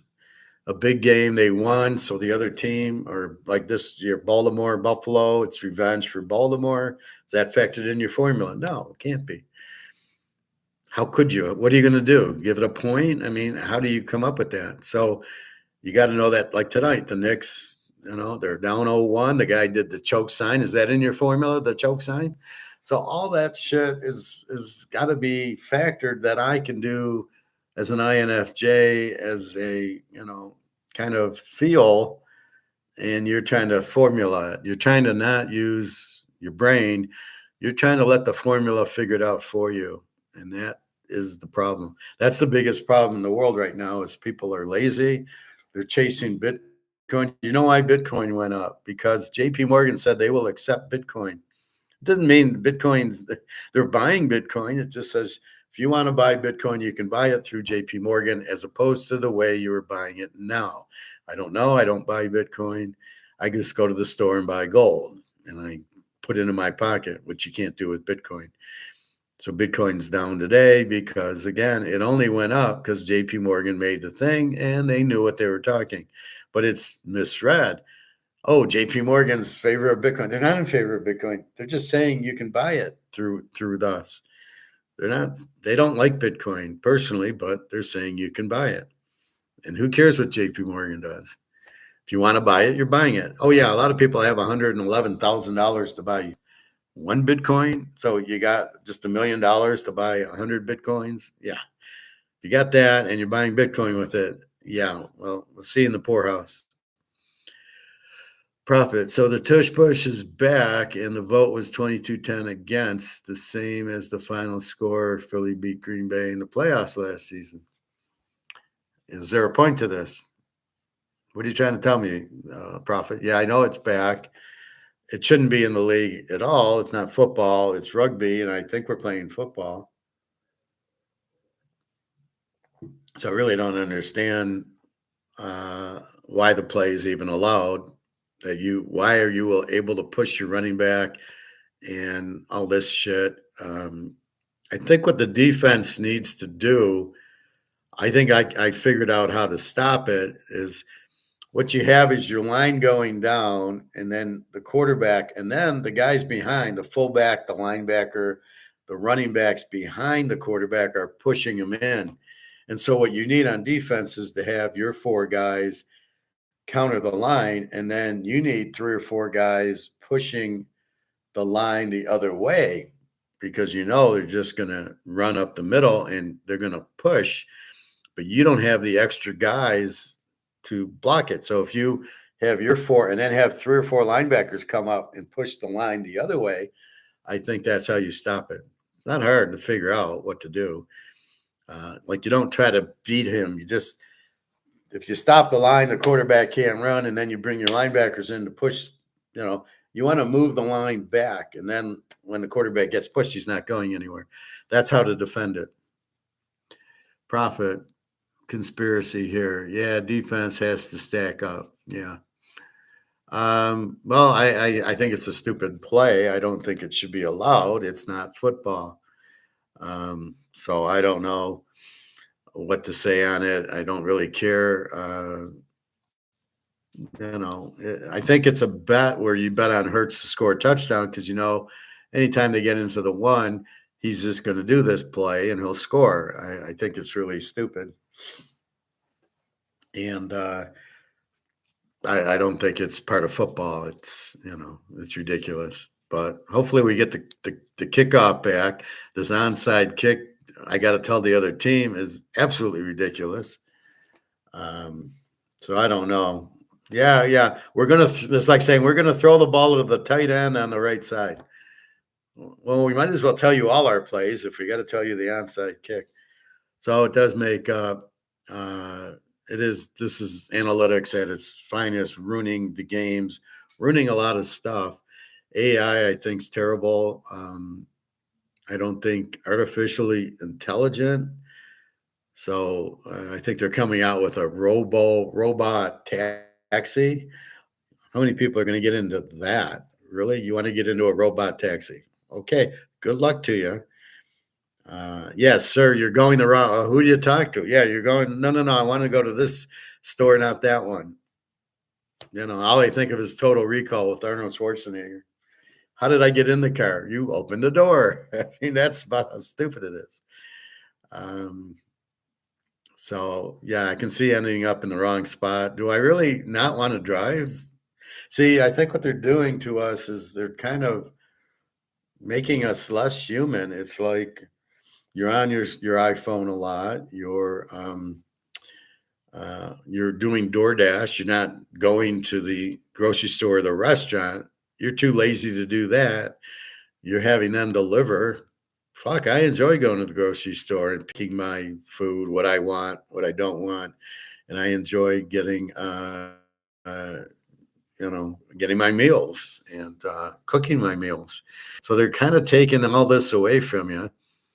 But people don't realize that. They're all in a daze. And now, Bitcoin, you'll get rich with Bitcoin until it collapses and you get Madoff, which nobody, I can't believe Bitcoin was a scam. Oh, I lost all my money.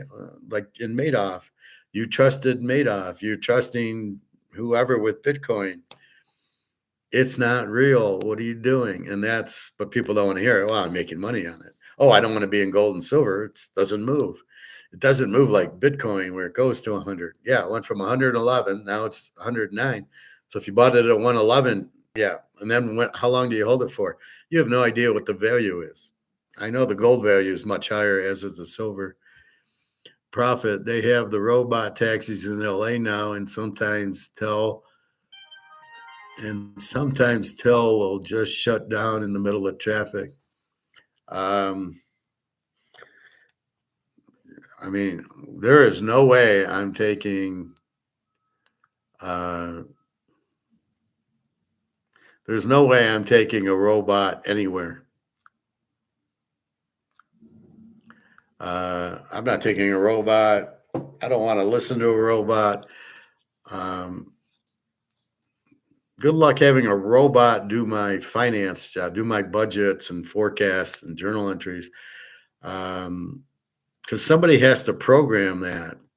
What if they fuck up? Or what if there's a short and the AI doesn't do what it's told? Or even worse, at the auto plant where all these robots are doing the parts. I mean, yeah, I see. I got to talk to people who I can talk to and explain. You don't want somebody doing AI doing what I'm doing. Nobody could do AI and pick the games. You cannot pick the games the way I just picked for baseball and basketball and football with AI. Although you might think you can, but you can't. It's all intuition, it's all gut, it's all studying and knowing what variables to study and what aren't. So I can make a quick decision. Yeah, Baltimore lost to Buffalo last year. Baltimore's going to be pissed. But you know what? Both have good offenses, and the defenses are look for a high scoring game. Now, how can AI come up with that? Because if you look at the stats, you're probably going to see Buffalo, Baltimore with fairly good defenses. You're not going to take into the fact it's a revenge game. KC Philly's a revenge game from the Super Bowl. You're going to take that into effect? You can, huh? Your AI, you're just looking at the numbers. Well, they have 62 yards of offense, and this is how many first downs they got, and they scored, and da da da da. You're not going to get shit out of it. All right. Turning to economics, but you can still ask me football. So when we get to, let's see what gold's doing. It's been very nice today.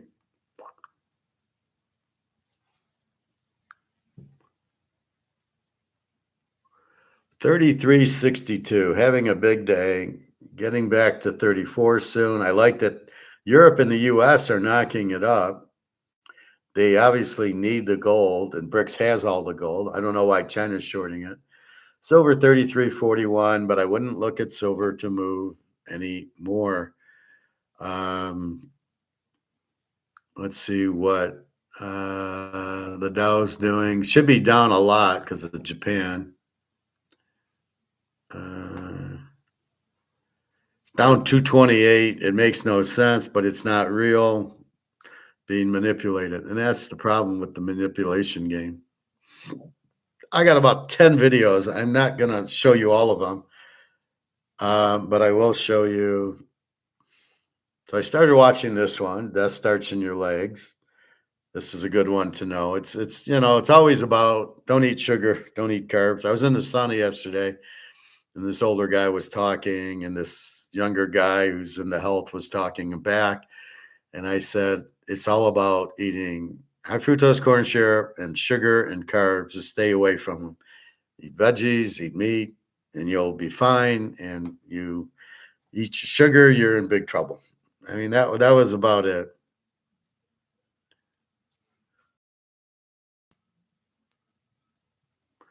Let's see. China's deadly silence. Basically, there is nobody in China. They're all homeless. They're all broke. There's no jobs. The jobs are moving to Vietnam, maybe Singapore if Pat's on. So are we worried about the Chinese? Everything's gone. Everything's leaving. So I don't know. They keep being worried about China. Yeah, you're bankrupting China. Good. But, oh, yeah, by the way, 60,000 tons of gold. This is what that Scott Simpson doesn't understand. The Treasury Secretary, Soros guy, doesn't get that they have gold. So he's trying to bankrupt them or tariff them. And all he's doing is fucking the U.S. because we get most of our products from China. That's it. Yeah, a few from Canada, a few from some of these other, but we don't get from Russia, and then we don't get from China. China makes everything because of their cheap labor. So, but we need the things, and we're not going to get them because of the tariffs. They're not going to make them. You made the cost too expensive. And then people argue about, well, yeah, but it's eventually going to be the consumer that pays for the tariff, not the producer. No, it's the producer. It's his tax. He pays for it. When it comes here, that's up to the supplier if they want to buy the goods at a higher price. I wouldn't. I'd say, sorry. Or we probably have a PO for, $50 and you want to charge me 75. No, I got a PO for 50. I'm not paying for it, which then puts the Chinese guy out of business because his costs have went up that he can't recover. You cannot just pass the cost on to the consumer. I hate when people say that. We control what we'll pay it, what we buy it for, right? If this shirt's $50, it's a polo. If it's $50, I buy it. If it's 100, I don't. And I've had that situation up at the mall up north. It's one of those, what do you call them? The factory outlet, and they were $100. I just laughed. I go, "You're an outlet mall. You're not. You're not like I'm not at the Polo store. I'm at the Polo store outlet." And see, these are the ones I was talking about. This is like a real old shirt, but it's still very soft, still in good shape. Why aren't I wearing? Why would I throw it out? And it's a polo. So anyway, um, so again, they can't just pass the cost on to us. So China's in big fucking trouble because their costs are too high. There's a lot of things that are happening because these guys are over market. You have people in business that don't understand business. Well, I'll just raise prices. You can't. You have to understand your market. Toyota did that. And I had to set the guy straight when I went in for my oil change. He says, "Well, we marked the Camry up to 35,000. Were you expecting to get customers when I paid 24 for it? You expect somebody to pay 35 for it? Are you out of your minds?" So he didn't even understand. This is a sales manager at a Toyota dealership, does not understand if the market's here and I'm going to set my price here. I wonder why I get no buyers. You have to understand this, and this is what most people in business do not understand. You have to sell it at market. You cannot raise the price and hope the market follows. It only is when you have to have the item. Oil, for example, for your car, gas for your car. You have to drive, especially in the US, there's really not a lot of trams and buses and stuff that you have in Europe. Like Switzerland, you don't need a car. You just get on the tram for $2 and you tram downtown. Easy enough. I take the number 3 back to the hotel. Easy enough. That's Switzerland. That's Austria. That they all have the cars and that. Not in America. So you raise the price of gas. You can because we need to buy it. I don't know if that's elastic or inelastic. I guess that's the inelastic, but I don't know. I don't call it like that. I just say you need gas, and gas at a higher price, you're going to have to pay because you have to have gas. There's no substitute. Maybe that's why they're trying to come out with the electric cars, but they're doing such a bad job of it. The fact I got to charge my phone and my computer all the time. Geez, I wonder if I'm going to have to charge my car every day. And how much is that going to cost me? It might start off at $5. It'll be $100 soon, and big taxes on it. I remember when the cell phone came out, it was fine. Then they started taxing it, and then you had to pay more for the time. Anyway, that's the biggest problem. People don't know how to run their business, so therefore they raise prices. I keep seeing the car company, was it Subaru? Oh, we're going to raise our prices on our cars. Well, and what are you expecting?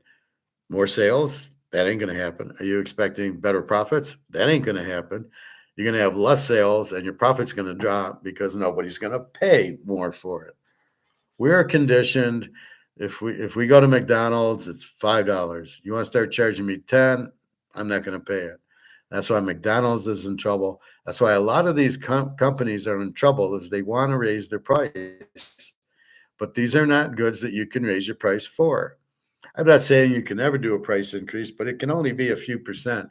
You can maybe a can of tuna maybe from $1.50 to $1.55, but you can't raise it to $3. Nobody's going to buy it. Or, salmon took a big price increase. They're now like $12, $13 for a pound of, Atlantic salmon that's farm raised, which is really deadly for you. Meat is still cheap because it's all blended now. The cows are it's terrible. They're not grass fed. They're not out in the sunlight. They're just grazing. They're getting sick. That's probably why my feet hurt me so much. God knows when I'm eating what kind of crap they're serving me at the deli counter or at the meat counter. So, I mean, you're used to paying 99 cents for 2-liter Coke. Went up to 159. You're like, okay. And I'll jump from 159 to 299. Well, no, sorry. we're not going to pay that. Oh, I can buy 7 Up, I can buy Diet Squirt, I can buy Fago. Coke and Pepsi are about the same. I don't need a Coke or a Pepsi. I just want something cold to drink, and a Squirt or a 7 Up. That's fine with me. I mean, I don't have to drink Coke and 7 Up. I don't have to have the caffeine. And that's the problem. So they want to make it go from 159 to 3, and everybody's like, no way. We have substitutes. We can go to Gatorade. Well, that's a lot of sugar, but this is the problem. So that's what you have for those markets. But this is the problem why companies go out of business. And when I watch these old shows, I think I showed you the other day. These restaurants go out of business because they raise their prices, and people go, I'll go over here. That's why McDonald's has been successful. They kept their price cheap, but not anymore. Not only is their food garbage, their prices are now getting expensive. I never go there. I don't go to Wendy's anymore. I used to go there, but now it's crap. So I stay away from most of the fast food ones. Taco Bell, I had a not very. You're eating chips basically. So you try to go to the Coney's, but the meat's still eh.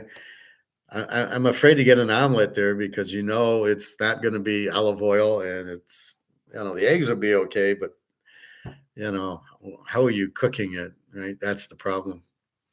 So that's the biggest problem is these companies raising their prices without any clue of what's going to happen. And this is where AI comes in. Oh, well, if you raise the price, you'll make more money. No, you won't, because the market says we're here. If you so here's AI. Well, raise the price to this, you'll make more money. And no, if I raise the price, I won't there's nobody to eat it. The market's down here. That's what AI won't be able to figure out, is that kind of stuff. But I am, because understanding Austrian economics, we understand you've got to hit where the market's at. You cannot sell up here. You've got to be here. Sometimes you're down here and you don't realize you can go up here, but that's comex. Gold's up here and comex is down there, which drives everybody to want delivery on comex because their prices. Once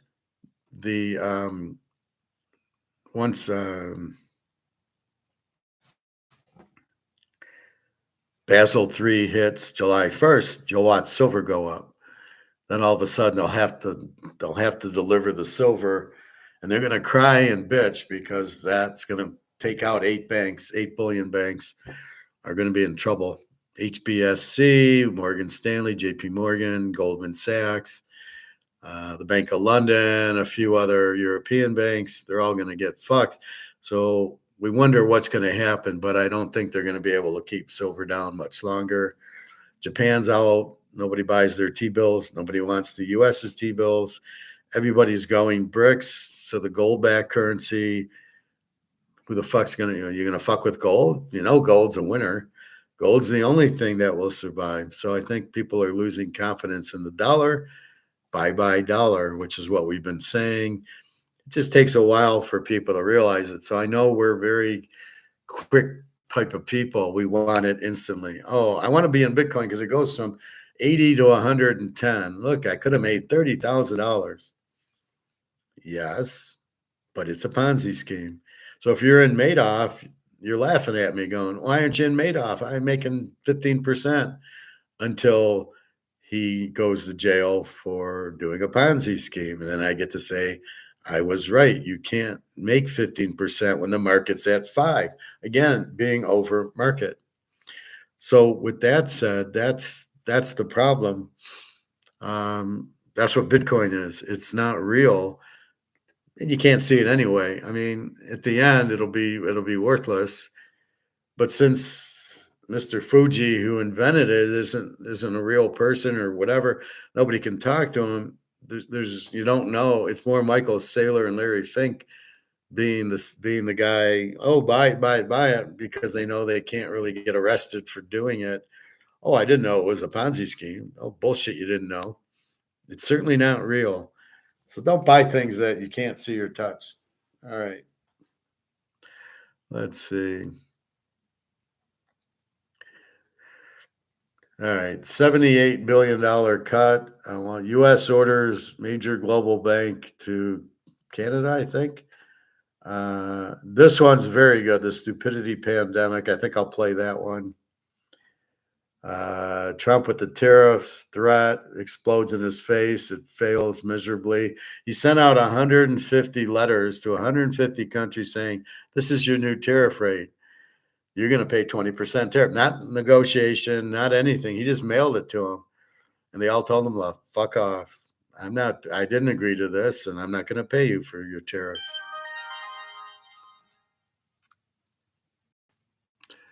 My D.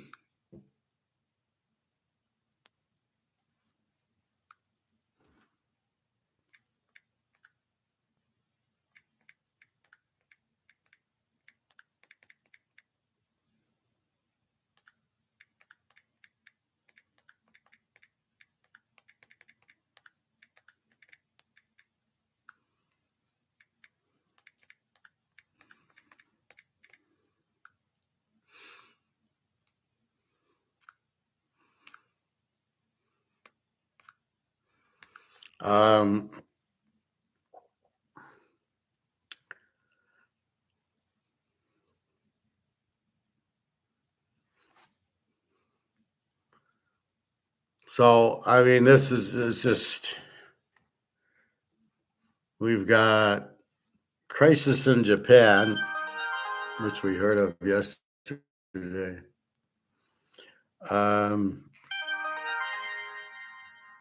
Okay. Crisis in Japan, massive debt. So I don't know that we really need to do the video just to get the point. Japan is bankrupt. They can't sell their T-bills. There's a crisis going on. They are broke. The Trump ultimatum tariff has backfired. Nobody's agreed to pay it. China dumps 1.7 trillion in treasuries and U.S. dollar, and they're buying gold with it, of course. So that's 1.7 trillion coming back. That's heavy inflation because that's more money coming in, and so China's dumping. Japan has a mass crisis. The Great Migration. Quick look at China.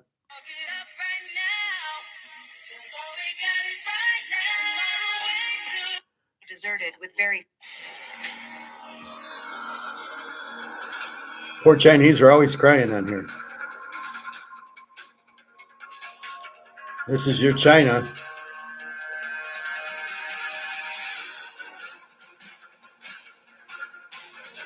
I mean, there's like 1 billion people there, and there's probably like 500 million now.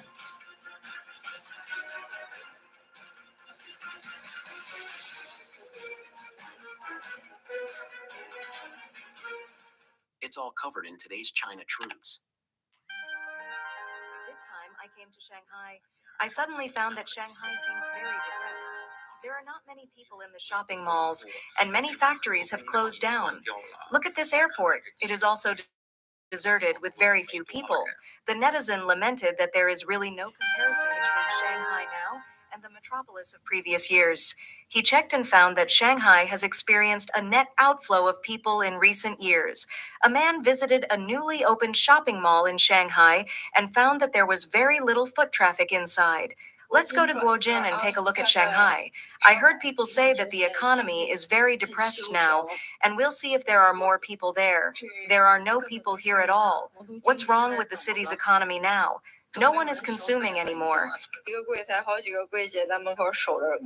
The man said, "This is a common phenomenon in shopping malls in China nowadays. They are empty. Look. This is the first floor. Look, this is the first floor below the mall. This is a common situation in shopping malls."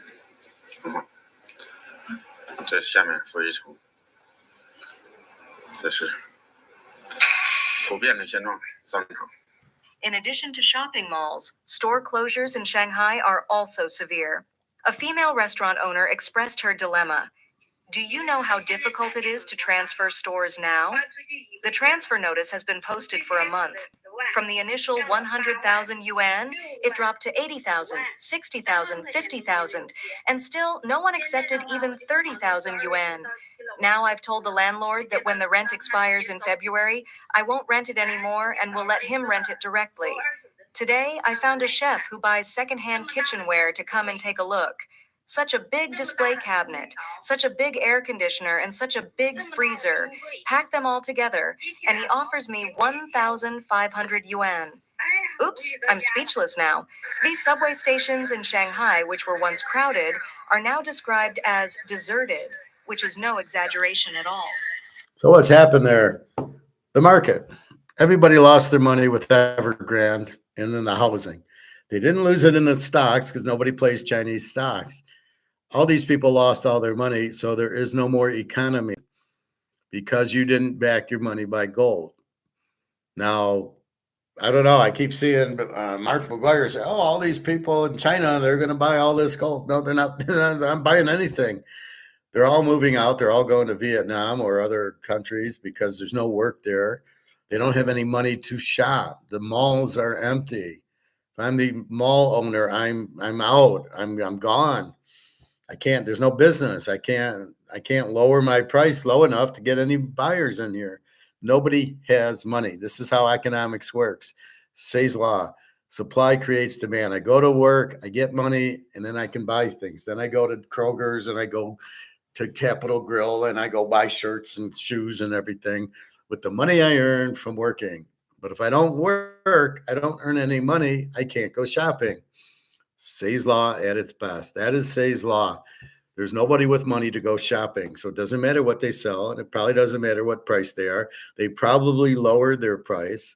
These Keynesians call it deflation. I call it's the market. If there's nobody, whose is an easier explanation, the deflation of the Keynesians or me? I don't have money. I can't go shopping. You have to lower the price to try to get me in, but I don't have money. I'm not working. The rich people have left. They probably went to Japan or Vietnam, or Japan's crashing. So things are not looking so rosy in China. This is Shanghai, a big thing. We've seen Beijing. All these cities, all these people are moving out. So you don't have 1 billion people anymore. You probably have a couple of million running around.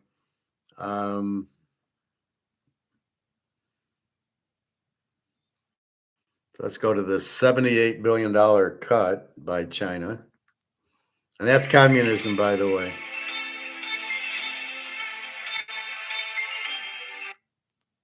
That's communism. The government runs things. They don't care about the people. The people are the ones who get screwed. The government kind of still has money.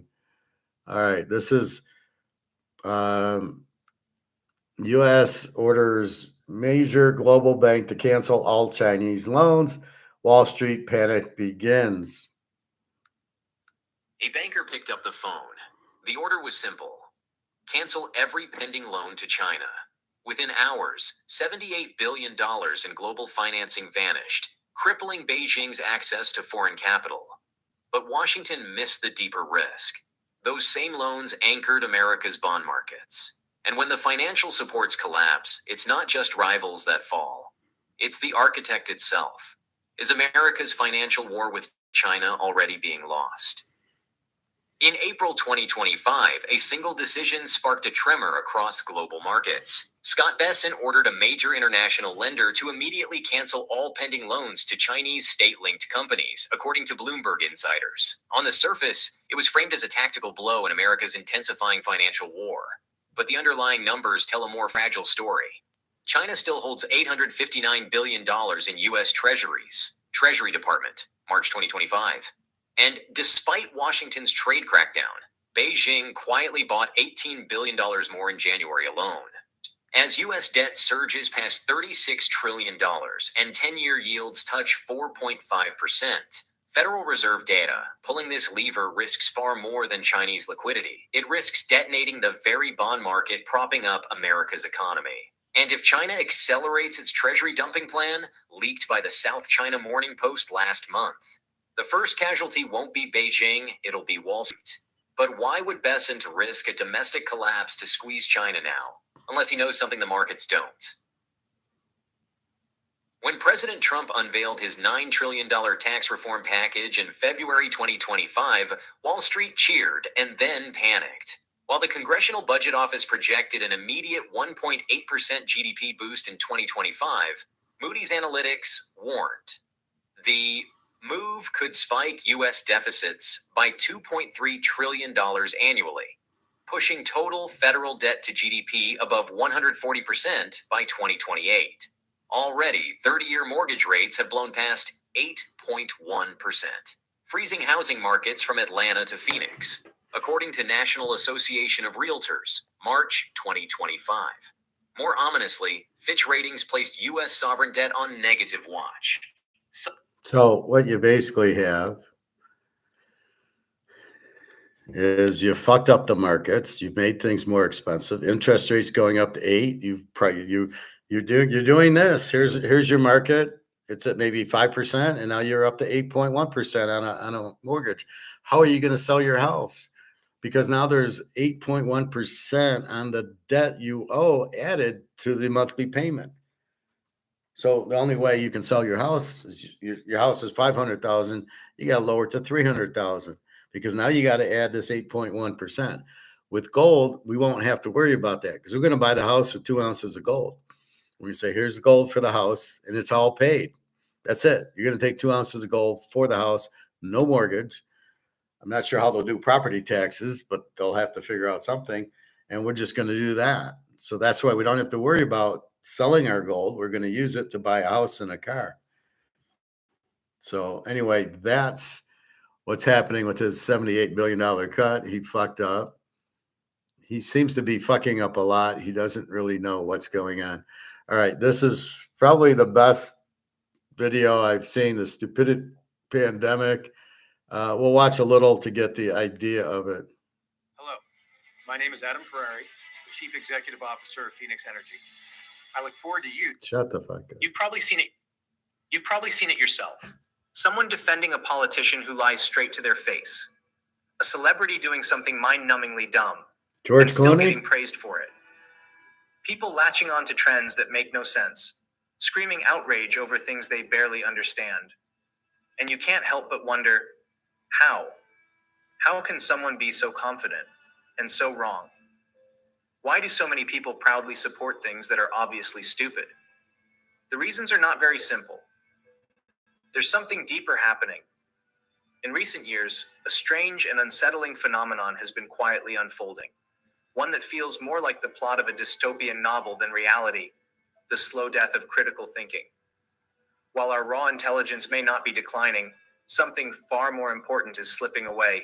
Our ability to think clearly, reason logically, and stay intellectually humble.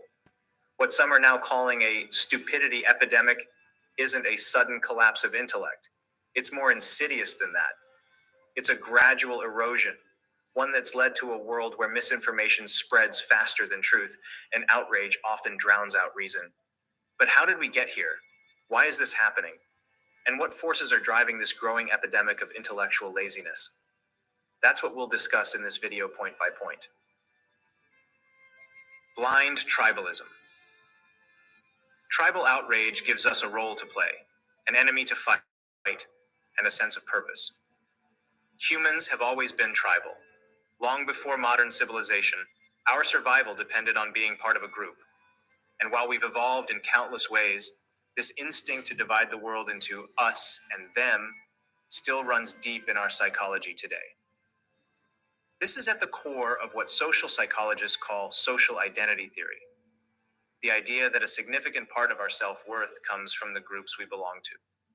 When our group is praised, we feel pride. When it's criticized, we feel personally attacked. As a result, people don't just disagree with opposing views. They treat them like threats to their very existence. And that's where stupidity begins to spread. The more uncertain we are, the more tribal we become. In times of fear and confusion, the mind craves clarity. Tribalism offers that clarity in the simplest form: us versus them, right versus wrong, safe versus dangerous.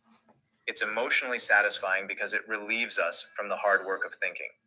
Instead of seeking truth, we start seeking validation. Today, tribalism isn't limited to politics or religion. It's become about identity itself. It's about defining who you are by defining who you're against. And once you've joined a tribe, questioning its beliefs is seen as betrayal. Thinking for yourself becomes a kind of treason. That's why people cling to the dumbest ideas, even when those ideas are clearly false. Because the truth is hard. It demands thought, reflection, and often discomfort. Anger, on the other hand, is easy. And when it's shared by your tribe, it doesn't just feel easy, it feels righteous, even if everything you're yelling is completely wrong. You can see the same pattern in George Orwell's 1984. Every day, citizens take part in a ritual called the 2 minutes hate. Together, they scream at the enemies of the state and praise Big Brother in perfect unison. There's no reflection, no critical thinking, just a sea of people shouting the same slogans, thinking the same thoughts. Because deviation is dangerous. And that's what that's what I worry about with AI. It's going to tell you what to do and you're just going to go with it. You're not going to think on your own.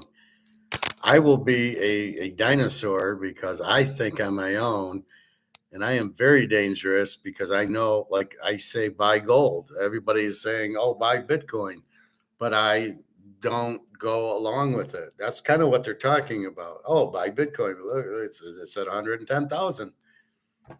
And I go, but it's a Ponzi. See, but I'm saying it's a Ponzi scheme. I have to be contrarian, or in the Super Bowl, or my picks, or anything that I do, I got to be contrarian, and that's the problem.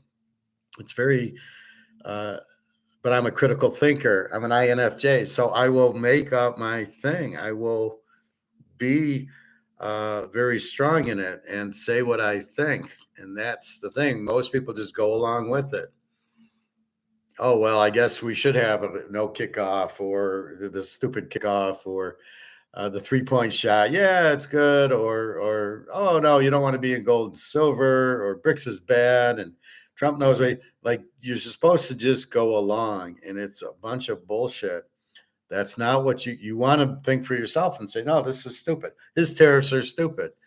You need to be strong, and that's what I try to teach you in Stoic, is to believe in what you believe in and say it, and don't just go along to go along. But that's what they're talking about here. People are just stupid and mindless, and they just do what, think that's so. AI, oh, we'll replace you with AI. Oh, okay, let me buy stock in AI. Why? I don't know, but is AI any good? Does it work? How is it going to solve problems? As far as I can see, it won't. Maybe it's used to look for certain things, but maybe it looks for patterns, but it doesn't have the variables. In other words, now there's brics, so you can't look at the gold and silver trends from 10 years ago and go, well, this is what it should do. That's why I turn those people off. You have new variables. You now have brics. Oh, I don't want to listen to Howard. Okay, don't, but that's the problem. I'm going to go with my charts. I'm not going to go listen to anybody who says, oh, the variables have changed. And that's very, very dangerous. And that's what I'm worried about, is people are just going along. And if the whole group says it's Tuesday, they just say it's Tuesday. And I go, no, today's Friday, not Tuesday. Or, whoa, look how good Caleb is. And I say, he's not good. And then look how good Cam Ward is. And I say, he's not good. Because I have my own opinions based on what I've seen. I tell you how good Daniels and Penix are. Even though how could Atlanta take Penix? They have Kirk Cousins. Well, Kirk Cousins sucks and Penix is good. And then who wins? Cousins is gone. Penix is the starter. So I was right, because I'm contrary. I tell you what I see, and I'm good enough to establish what I see as what you should follow. So when I tell you to buy gold and silver, there's a reason. When I tell you the silver price isn't going up because comex and you're fucked, that's why. It's because the 8 banks are going to go out when silver hits 36. That's why you don't see gold and silver hit 36. As soon as it does, all these banks go out. So you got to be very careful. but you've got to have your own ideas. That's why I want you to pick your games and buy your gold and silver because you know why, and get out of Bitcoin because you know why. And you can't, Luke yesterday was like, well, yeah, I could have held it to 111. Well, now it's down to 109. And then it goes down to 100. It's all because of JP Morgan. Well, you couldn't have saw that coming. JP Morgan just announced, yeah, we're going to allow people to buy Bitcoin from us. Larry Fink did the same thing with his ETFs. And where's that? So it can, but people don't understand it. They think, oh, well, then more people will buy Bitcoin. No, whoever wanted to buy it can buy it. Who has 111,000 to buy a Bitcoin? It's insanity. Nobody has that. And if you do have it, you're going to get fucked because you're in dollars. When Bitcoin goes to zero because the dollar goes out, and the dollar's going out, again, I'll be contrary about it. Because if you keep printing it, because that's really what inflation is. So if you print the dollar, it goes to zero. But nobody wants to hear that. There was a thing yesterday. I'm leaving a message, but I'm on, I'm talking into my phone, leaving a message, and some guy comes up to me. He says, "Excuse me," and I'm, "Who the fuck are you?" And he says, "I don't want to hear your phone call." And I said, "Don't listen." Very stoically, "Don't listen." And I kept going with my phone call. He says, "What's against the rules?" I said, "No, it isn't. The rules are if you're in the locker room not to be on the phone because they're worried about you filming. But where the bike is, and I was on the bike, there's no rule that says you can't be on the equipment and on the phone." And I went up to the manager and she said, "No, there's no rule about that." And I said, "Okay." And then so I ignored the guy. I was very sorry. I said, "Don't listen then. You don't want to hear my call, don't listen." And it's just a message I'm leaving. And I could have cared less. There's nothing in it except me talking about gold and silver to my friend and telling, "Here's the gold price. Here's Daria. She's in the hospital." Da da da da da. So anyway, that's the problem. Is understanding what's going on, and but you need your own view. In other words, the girl I was talking to who was trying to scam me said, "Oh, I'm making this money," and I just listened to this Fred guy at BlackRock. Whenever he says, he does. So you don't know why you're making money? You don't know why Bitcoin's going up or down? No, I just listened to him. Well, you're an idiot then. You should understand why you're buying gold and silver, why you're buying the Lemieux card or the Bobby Orr card, why you're buying the Montana rookie.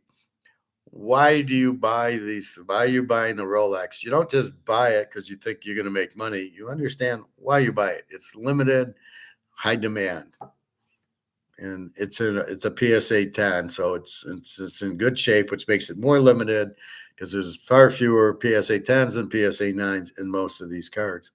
That's the point that you're trying to do. You must understand, and then you can go, yeah, okay, it's worth it. But you know why you did it.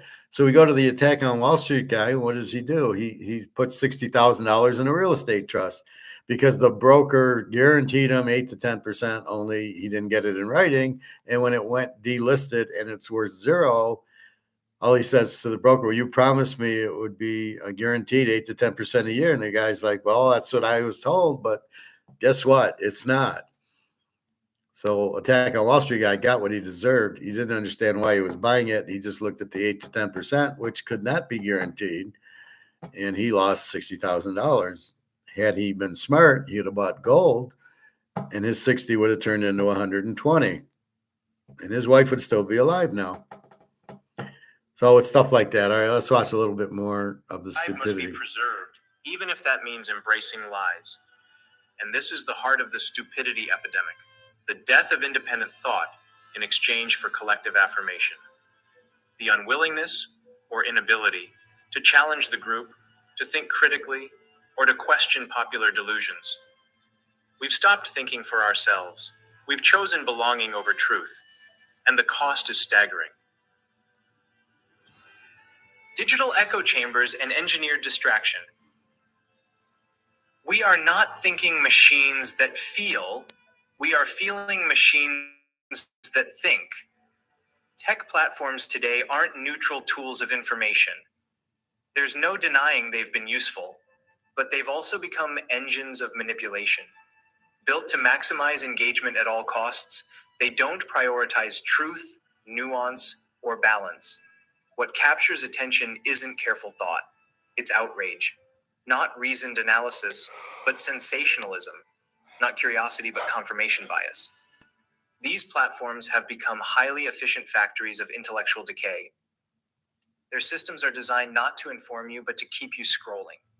They feed you content that reinforces your beliefs and shields you from anything that might challenge them. Every click, like, and swipe teaches the machine what makes your brain light up, and it delivers more of it, over and over again. Slowly, your digital world turns into a hall of mirrors.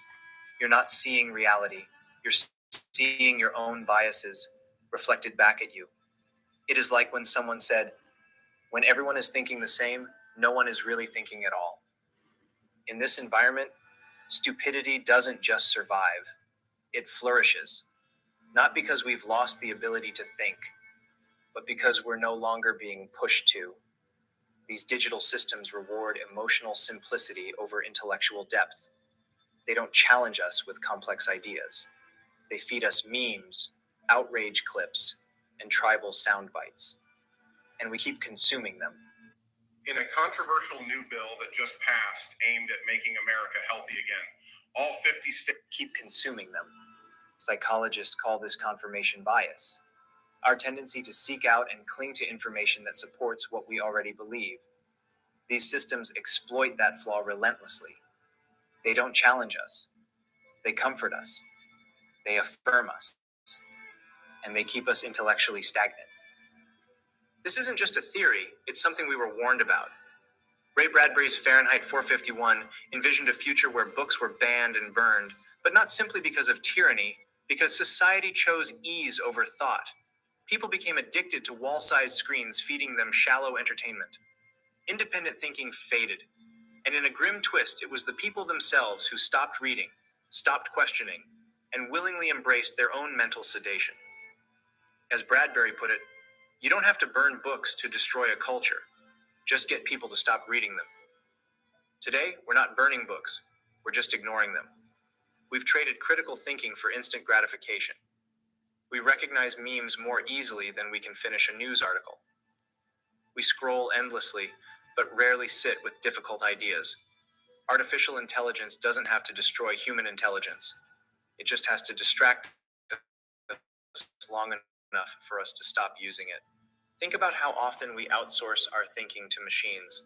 Even when driving, we rely on GPS, sometimes for routes we've taken before. I've done it myself, followed directions so mindlessly that I arrived without knowing how I got there. Ask me to retrace the path without Google or ChatGPT, and I'm lost. It's like we're no longer navigating the world, we're being navigated through it. In this world, stupidity isn't an accident, it's a feature. And there's still one more major force feeding this epidemic of ignorance. The Dunning-Kruger effect. The trouble with the world is that the stupid are cocksure and the intelligent are full of doubt. In our hyper-connected digital age, where every voice has a platform and every opinion can go viral, a strange pattern keeps repeating itself. The loudest voices are often the least informed, and disturbingly, they are also the most confident.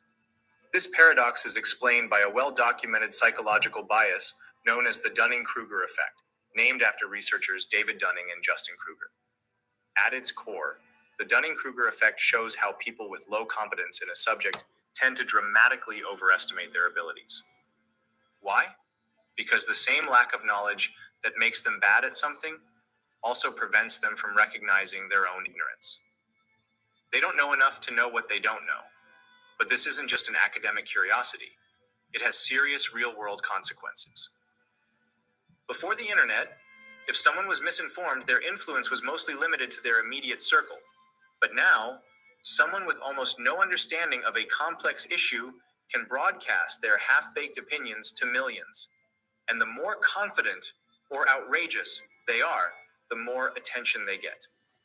Meanwhile, actual experts, who often speak with nuance and humility, are drowned out in the noise. This creates a terrifying inversion of credibility. The less you know, the louder you shout. And the louder you shout, the more influence you gain. This is especially dangerous because social media rewards confidence, not competence. Platforms don't care if your take is accurate, they care if it's engaging. So we end up. And that's me. I tell you to buy gold. I say Bitcoin's not real, but everybody's shouting about Bitcoin and nobody shouts about gold. A few people. Nobody understands inflation but me and Egon. Its price is going up. No, no, no. You're printing the money. So I'm sitting there yelling at the top of my lungs going, this is what it is. And everybody else is going, what? Oh, prices are going up. Well, inflation's down, and oh, you don't want to buy gold or silver. Look at silver's not moving. They don't understand comex. They don't understand brics. We talk about it, but we get drummed out by the people who are saying, "Oh no, no, no, there's nothing wrong. Inflation's low," which is prices, not the value of the dollar. So that's exactly what he's talking about. But a lot of people scream about oh, BRICS won't do anything. Oh, the country's fine. Oh, everything. Look at the stock market. Look at Bitcoin. They don't say that Bitcoin's a Ponzi scheme, but I do. And that's what he's exactly talking about. So it's easier for people just to yell something confidently and everybody agree. Well, he said it. George Clooney said something stupid, or Robert De Niro. I'm going to listen to them. Do you know why? No, I don't, but they said it. They said it with confidence, so they must know what they're talking about, and they don't. And then poor little me who sits there and goes, "Oh, this is what's going on. Buy your gold and silver before this collapses." And I get, no, you don't know what you're talking about. And I'm like, yeah, I think I do, but I'm the only one who had Austrian economics, or very few people who had it who understand it. And everybody else is Keynesian. So the whole room's going about, oh, inflation is 2%. And you're like beating your head into the wall going, what are they talking about? How could it be 2%? They printed all this money, or Japan going out, or China going out. So you speak up about it, but nobody really wants to hear. And what they listen to is CNBC or Fox or, Reichert or Rick Rude or any of these guys that don't know what the fuck they're talking about. And that's where the problem is. But people can't think on their own. That's what I'm trying to do here is explain it so you get it. And you're thinking going, I got it. I got to buy gold and silver. And a lot of you do. And I keep it at a low level where people can understand it. And I don't know if I could teach it at a high level anyway. But that's what I have against the Keynesians. They'll talk, well, elastic and inelastic. Well, what the fuck? Can you just explain what the hell you're talking about? Gas, I would say, is inelastic because you need to put it in your car and you're going to pay whatever for it. And everything else is elastic. If the price goes up, you just won't buy it. You'll go to a substitute good or something like that. It's all Adam Smith off of his playbook. And that's what most people don't get. Anyway, I thought this was a clever one. I think we've covered enough on this one. Thomas Sowell has a good one that's similar. Brutally destroys. Liberal progress is just a slow march towards stupidity. So I got that, but I like this one better. The stupidity pandemic. Why the world is getting stupid.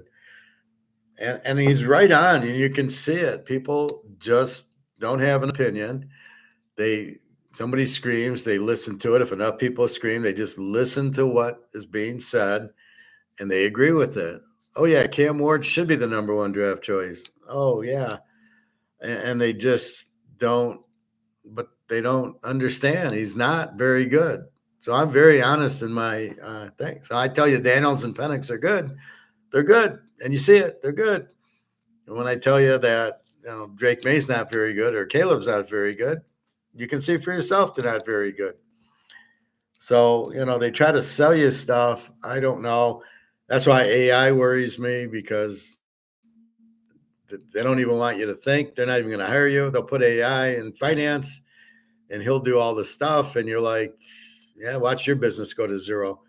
Because AI won't understand gold and silver, and that's the problem. You won't understand what inflation is, how the market works, substitute goods, what's your price. Oh, I can't sell ribs at $45. Let's see AI do that, right? It won't. There's too many variables, which is why I tell you not to do math equations to figure out football, because you can't possibly do it. You have to use your intuition and your own ability to analyze the game and not rely on math formulas and not rely on AI. So the same thing with all this bullshit with analytics. You're relying on analytics, and all these managers and coaches get fired because they lose. That shows you what the analytics do. They don't win. Go for 4th and 2, not against Baltimore or Pittsburgh. Are you kidding me? Kansas City, Denver, San Diego. I ain't going for 4th and 2. I'll never make it. But they don't, they don't break it out by team. They just lump it together. Oh, yeah, it's a good thing to do. You should do it. And it's like, no way. A real coach would go, no, I'm going to play ball position. I'm going to punt the ball down inside the 5 and then hold them. That's what I'm going to do. I'm going to put pressure on the quarterback. I'm not going to play these stupid zones. And when I play Lamar, I'm going to blitz him and watch him to get 10 sacks. That's how you beat Lamar. You blitz him. You don't shadow him. What good does the shadow do? The guy's 10 yards away. He's gonna come at the guys. Here's Lamar coming at you, and the guy's just standing there. And Lamar does this, and then he does this, and he goes that way, and this guy can't tackle him. Never. But if he's blitzing Lamar can't get going. He's sacked. Very simple. But that's what happens. And the same thing with this NIL and these kids going from team to team to team, and it hurts them. They get paid way too much. I mean, to pay these guys $3-4 million to be the quarterback is insanity. They're not worth it. I thought Dylan Gabriel leaving Oklahoma to go to Oregon was a big mistake. So I don't know. That's what you have. So what do we know? The dollar is being printed. We see Japan collapse. Let's look at Japan. I don't think I played that one.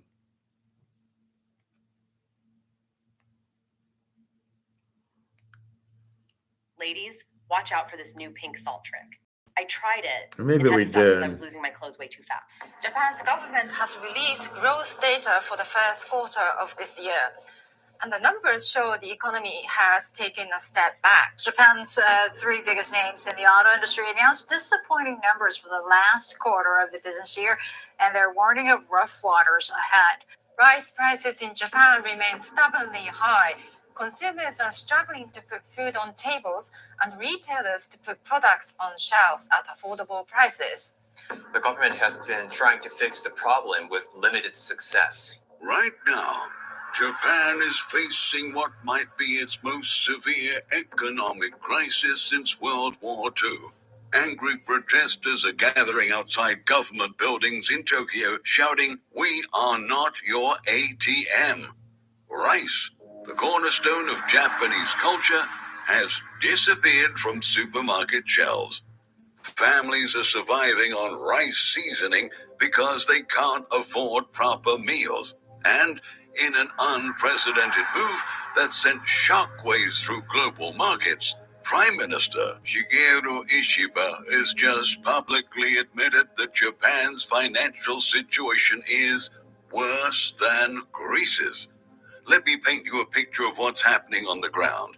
Imagine living in one of the world's most advanced economies, yet watching your purchasing power evaporate as prices skyrocket while your wages stay flat.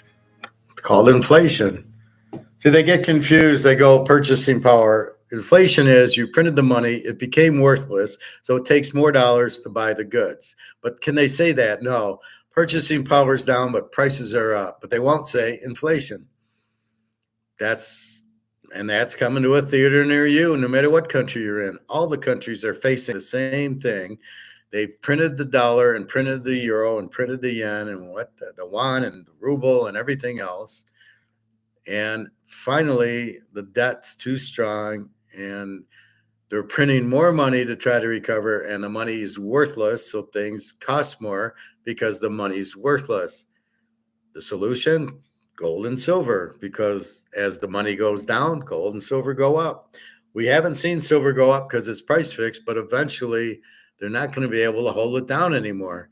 People will run to buy silver and the banks will blow up. And that's what's going to happen. Should happen July 1st, somewhere around there. BRICS is smart enough to have gold-backed currency. So as their dollar collapses, they've got gold. The US, what? They're going to use Bitcoin? And how is Bitcoin going to work? It's not real. It's not government money. What are you fucking talking about?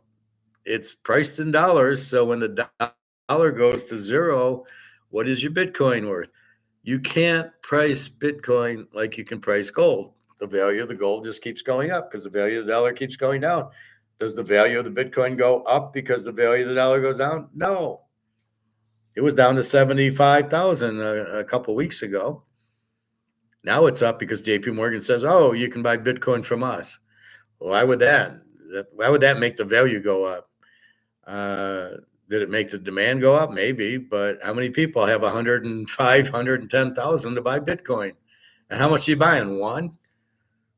So the millionaires are buying Bitcoin to launder their money because they're all with drugs or whatever.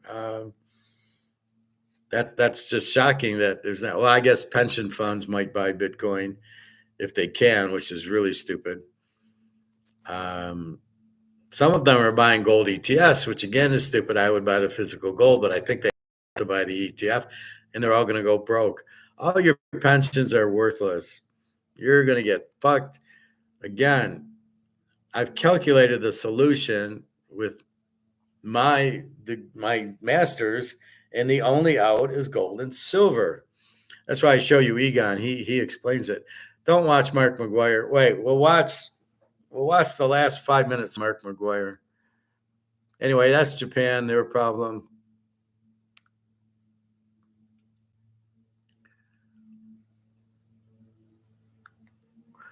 I did not like Mark McGuire. I thought the guest was an idiot.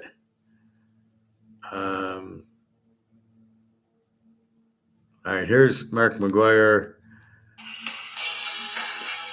And all we're going to watch is there's a couple of minutes at the end. You could not stress how critical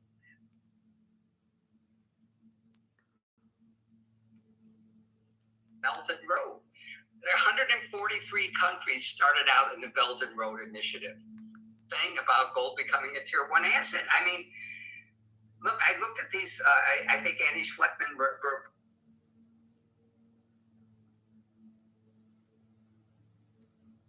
not to get discouraged if gold this guy's a moron. Going, looking like it's 2011 again. I mean, you can't avoid trying to think of it's not. And if it is, it's not. It's still not, because it will take everybody with it. It will take everybody with it. China's now buying. Asia, all the BRICS banks are buying. And as we move into, and Basel III changed the game anyway. And so as we move into the 1st of July, Basel III compliance in the US, which concatenates with the BRICS conference in Rio, what we're going to see is a wholly different situation. So basically, gold is now the glue that holds all of the multipolar world together. China's now just opened up first vault, international facing vault in Hong Kong, and the word is next comes Brazil, Colombia, and the South American countries. All the oil producers will have the ability in 7 seconds, in a 7-second digital yuan, to be able to swap gold for oil. And here's the thing, they've got the physical oil there, but the important thing is, unlike this COMEX marketplace, which is full of paper, before I can trade or even do any business with China, the first thing I have to do is buy a physical bar. It has to be titled to me. I then have to pay fully for it. Now I have the choice to sell it or swap it for oil or another commodity. And that is unlike anything that's going on in the West here. And what we're witnessing today is really a microcosm of what you've been talking about here, which is essentially the demise of the comex as the old school, the old way, the old win-lose, and it's the demise of that, and all of that liquidity flows to the physical strength of the BRICS nations, and it's sanction-proof. You mentioned something, 7 seconds. That's how long it takes to settle a trade between one part of the world and another part of the world. Doesn't what is really this clash of cultures, and we don't know where all the pieces will settle. But what we can do, and what we can actually action people to do through this discussion, is to go out, buy a piece of gold, tiny bit of silver if you can't afford the gold, and actually protect yourself and take an initiative. This is about taking responsibility for ourselves, and so that we can actually help our neighbor. We can have this spiritual thing. So I think that would be a perfect place to just call it into this episode. absolutely agree. We have to earn back our creativity and our humanity. And that's what this is about. You cannot separate the argument for gold with the argument for creativity and humanity. If you don't have gold, and again, forget about me, just focus on human freedom and what Warren Buffett's dad said. And the fact that he was raised in a spiritual home, still has those same beliefs, still has his 93-year-old sister attending his meetings. Basically, and what does he get out of it? If he's right and people are right, he's going to see his balance sheet go from that $200 billion that he's invested in gold.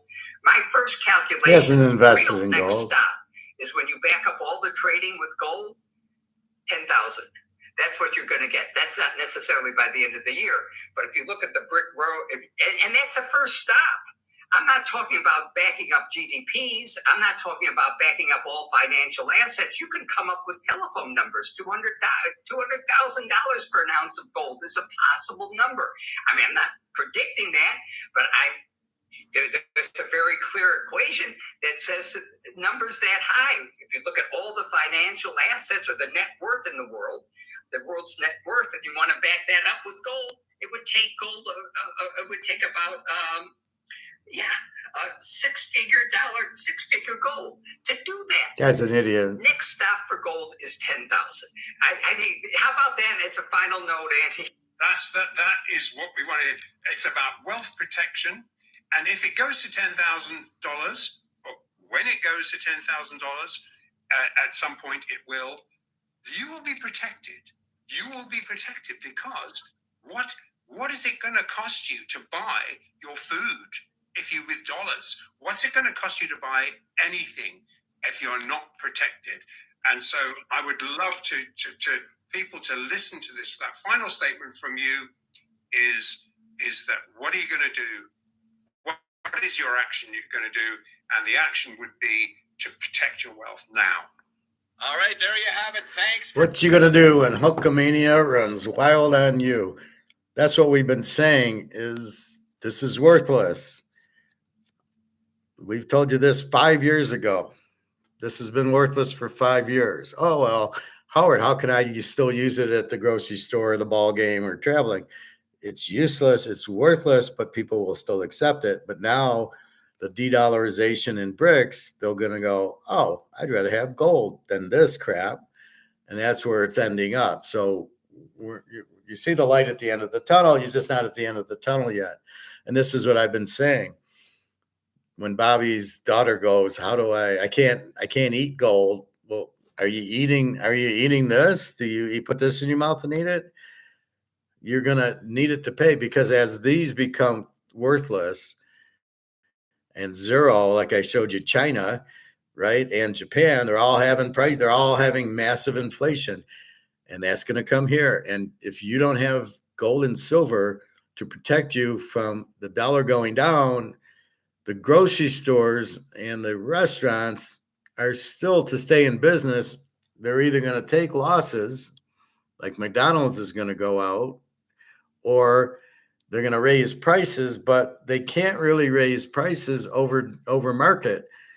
So like I said with the barbecue place, this is what we'll pay, $30 for the ribs. If they have to charge 45, there's nobody home to eat it, and they will have to go out of business. They can try raising the price to 45, and nobody's going to buy it. So they're going to have these order of all these ribs that they're going to try to sell, and nobody's going to buy them, but you still have the cost of buying the ribs that you can't sell. That's why you can't raise the price, because nobody's going to buy it. And if nobody buys it, you're fucked. So that's basically what he's talking about. And that's what's going on in China. And that's what's going on in Japan. Where's all the customers? They can't afford it because their dollar is worthless. So all the prices, they're doing it wrong because they don't understand free markets.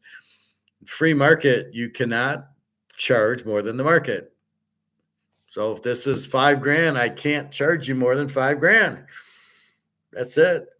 And I can't do it. Or Canadian Club, if this is $75 a bottle because it's a 12-year, I can't, my cost went up, I'm going to charge $100. Not if the market is $75, you're not going to get any buyers, because we're sitting there going, I'm not going to pay you more. Even though the dollar is worth less, and therefore it takes more dollars to buy the Canadian Club, the Lemieux card, or applesauce, it doesn't matter. You're not getting more money from work, right? If you're making $100,000, you're not making more. They're not giving you a raise. If anything, they're cutting you. That's why it's hard. Alyssa asked me, why aren't you working? I says, because I'm older and I make more money, and the companies don't want to pay me. They'd rather hire a guy a few years out of school who takes $25,000 less.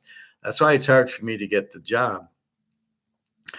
But that's the point. It's you've got to get out of the dollar, and as I say, Rumpelstiltskin it, and get the gold and silver, because that's what you're going to use to eat and go on trips and pay your bills and everything else. You're going to have gold and silver, because this won't be worth anything. It'll take $1,000 like it did in Germany, right? It's going to take $1 million to go to the grocery. You're going to need a wheelbarrow to get meat and chicken and or bread and butter. You're going to need a wheelbarrow. And that's my point. You've got to protect yourself. That's what gold and silver does. It does two things. Instead of losing in dollars, you win in gold and silver, and then you're going to make money because it's going to go up in value.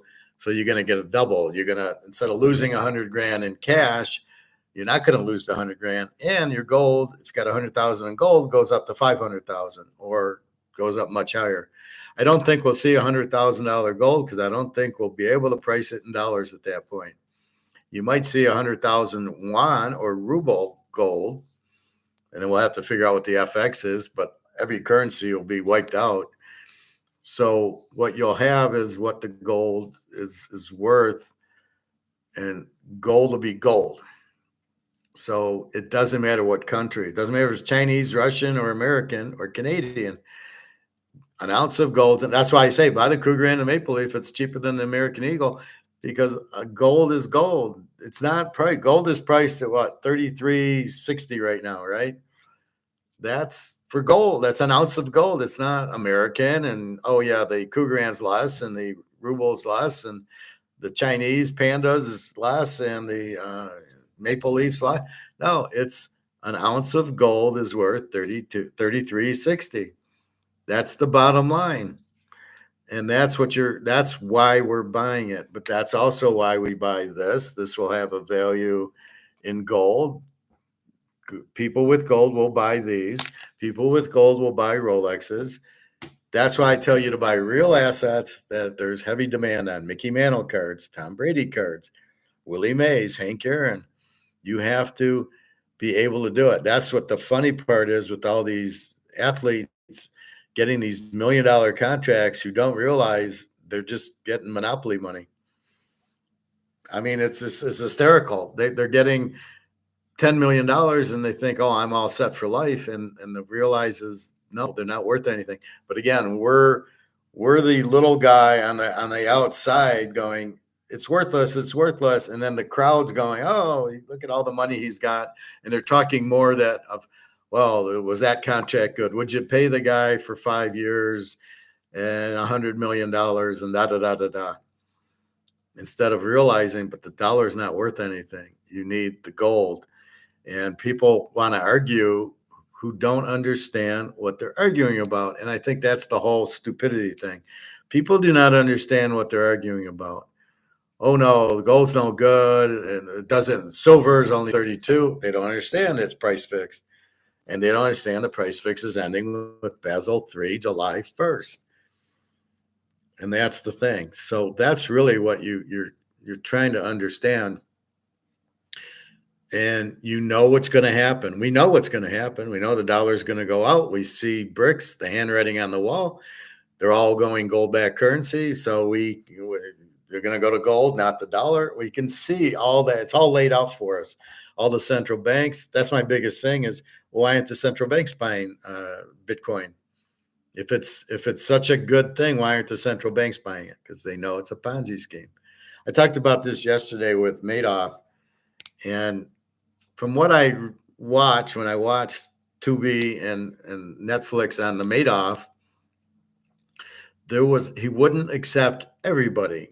There was people that he said, no, you can't join the fund, and other people he took their money from. And so after understanding what it is, you now realize he didn't want to hurt people. So the people he knew who he didn't want to hurt, he didn't allow them in the fund because he knew they would get broke. So he didn't allow them in the fund.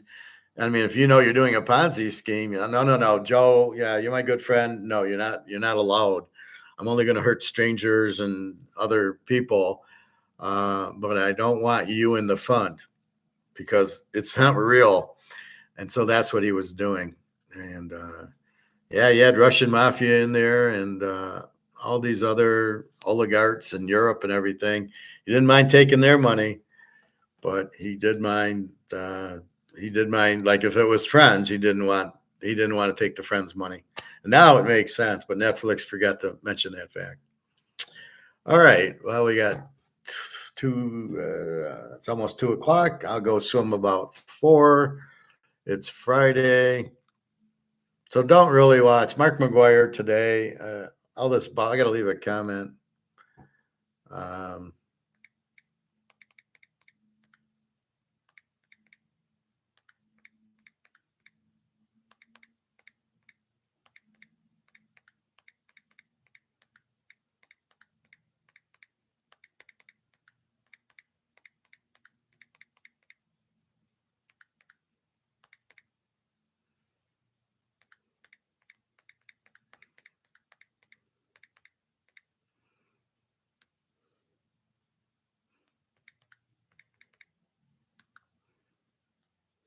So here's my comment. Buffett has no physical gold or silver, just ETFs. He will be broke. Laugh out loud. And I love that. Because the guy kept saying Buffett. Like, what was this guest? Like, here, I got to give on him.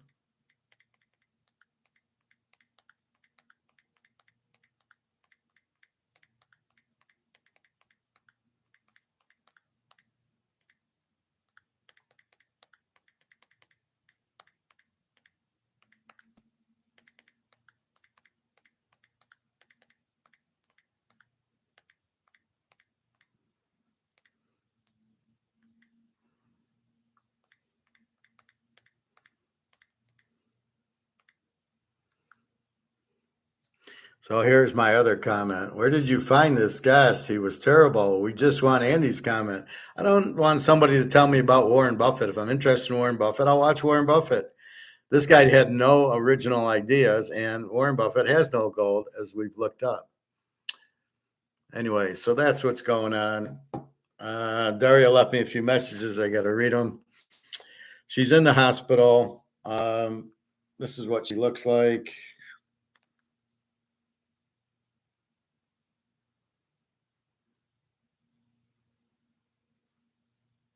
So this was her operation.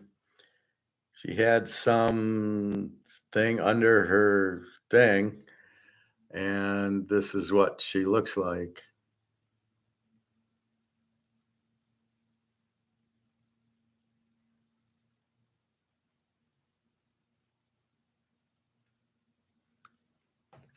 So this is after the operation.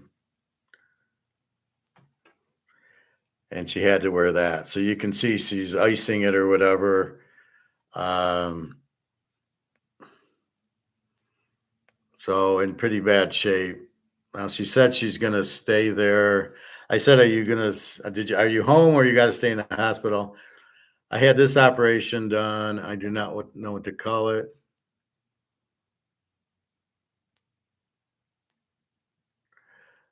No, they gave it to me at 5 p.m. The next meal won't be until tomorrow morning. I'll order a meal tomorrow. And I guess this is what you got, cottage cheese or something like that.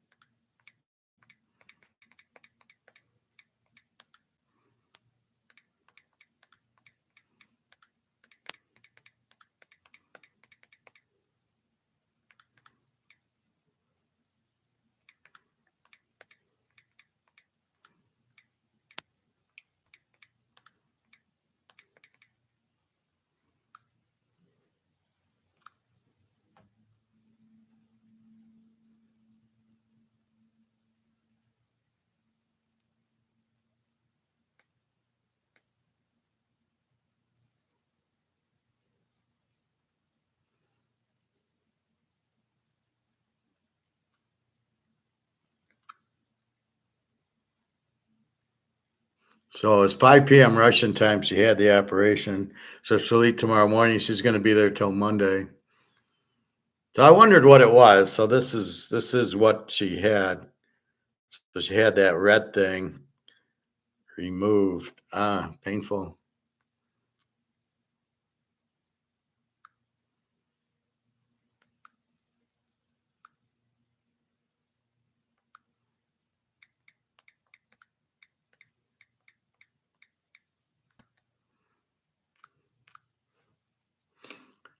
Anyway, so that's why Daria was freaking out. She said she's really scared. And I think it's just the idea of the operation. I don't know how they did it. I would assume they froze her and then just, I don't know if it was a sore they pulled out or what. I would have tried a lot of castor oil on it first, which is really good for if you ever get little bone chips or stuff with your muscles or something.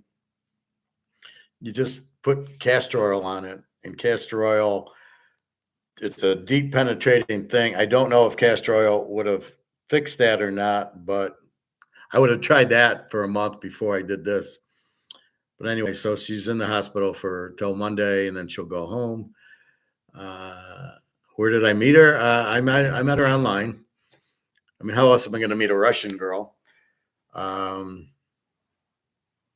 But yeah, no, we have good feelings for each other, and I'm trying to meet her. Everybody thinks it's a scam. I go, she's not. That's not a scam. Scammers aren't going to show you that. That's what I keep trying to say. If it was a scam, she would have made up that, oh, I got an operation. I need $1,000 for the operation. You give her $1,000 and there is no operation. Here, I didn't give her anything. This did not cost anything. So it was the government paying for it. So I sent her, um, she needed the anesthetic, that knocks you out. She needed to pay for that. So that was a little bit of money. And then just food, she probably, she was able to eat, but now she can enjoy. Hopefully Monday she'll be fine, but she's really dizzy and out of it, probably from the anesthesia, which is really poisoning you. But no, you meet her. I met her online, but years ago, probably close to 10 years ago. And I was going to meet her just before COVID hit, but I met Jenna in Amsterdam, and I was going to meet her in March. And then the war broke out in February, and we're waiting to meet, waiting for the war to end. And now it's been 3 years, and it's frustrating because I just want to be with her already. And that's where it's hard. So I was just going to fly to, she's in St. Pete. I was going to fly there and stay with her for like a month. And now it's like, I can't even fly into Russia. If I fly in, they're putting Americans in jail going, what the hell are you doing here? You're a spy. So there's risk on my part. Plus my money won't work because they don't take it. Although I think what I can do is go to a bank, give them $1,000 American and get $1,000 worth of Russian money. I think I can do that, but I'm not, I don't know. And I don't need a hotel if I stay with her, but that would be the point. So even the fly there's no flights that go to Russia. You'd have to fly to Turkey and Turkey to Russia. So that's kind of why we haven't met, more than she's playing me or scamming me. I don't believe that. I don't believe she tells me that, and she shows it to me, and I go, oh yeah, she's scamming me. That's pretty bad if that happens. Irina had her dad. When I was talking to Irina years ago, her dad needed like surgery on her heart, was having heart problems. She said, I need like $500 or $800 for the surgery. And I gave it to her. And she said, I always remember that you helped my dad out. Because when I did meet her, she did in fact say it was real. And so I think if you're going to say your dad needs a heart operation, if you're lying about that, then here, you got me. I mean, that's ridiculous. And so we'll see. But anyway, that's what's going on with that. So I think that's it. Let's check gold.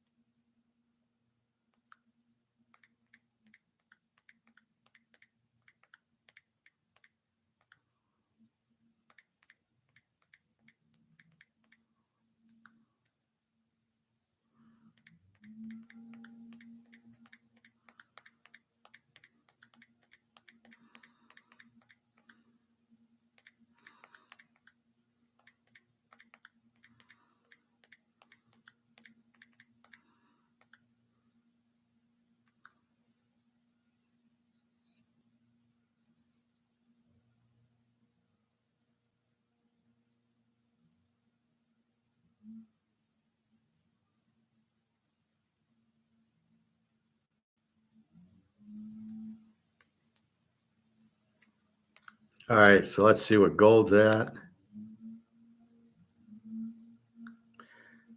And we'll call it a day. It's Memorial Weekend. I plan on 33.64. Notice how it's holding up. It took a big jump at 8 o'clock. It came down a little just before 10, which I knew then the U.S. would jump up. That's what I do better than anybody, is trend analysis. And that's what it is. Anytime just before 10, the price drops, look what happens. It goes up. The Americans buy it. So you had a couple of, China didn't do anything. It was 3,300, and then it starts going up.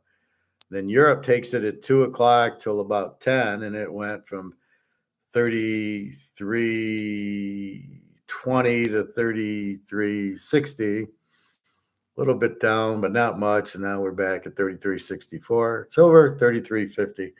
You're not going to see silver go to 35 because the banks don't want it to, because it's not market. That's what we're blowing up with comex or with Basel 3. Should blow it up, and then you'll be okay.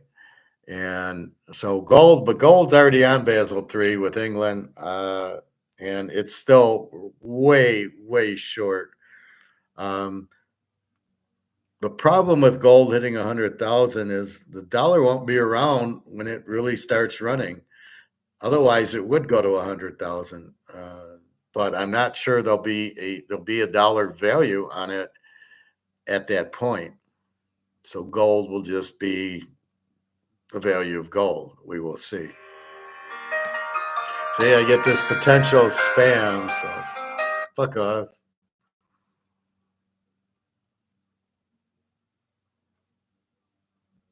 I'll send this to D.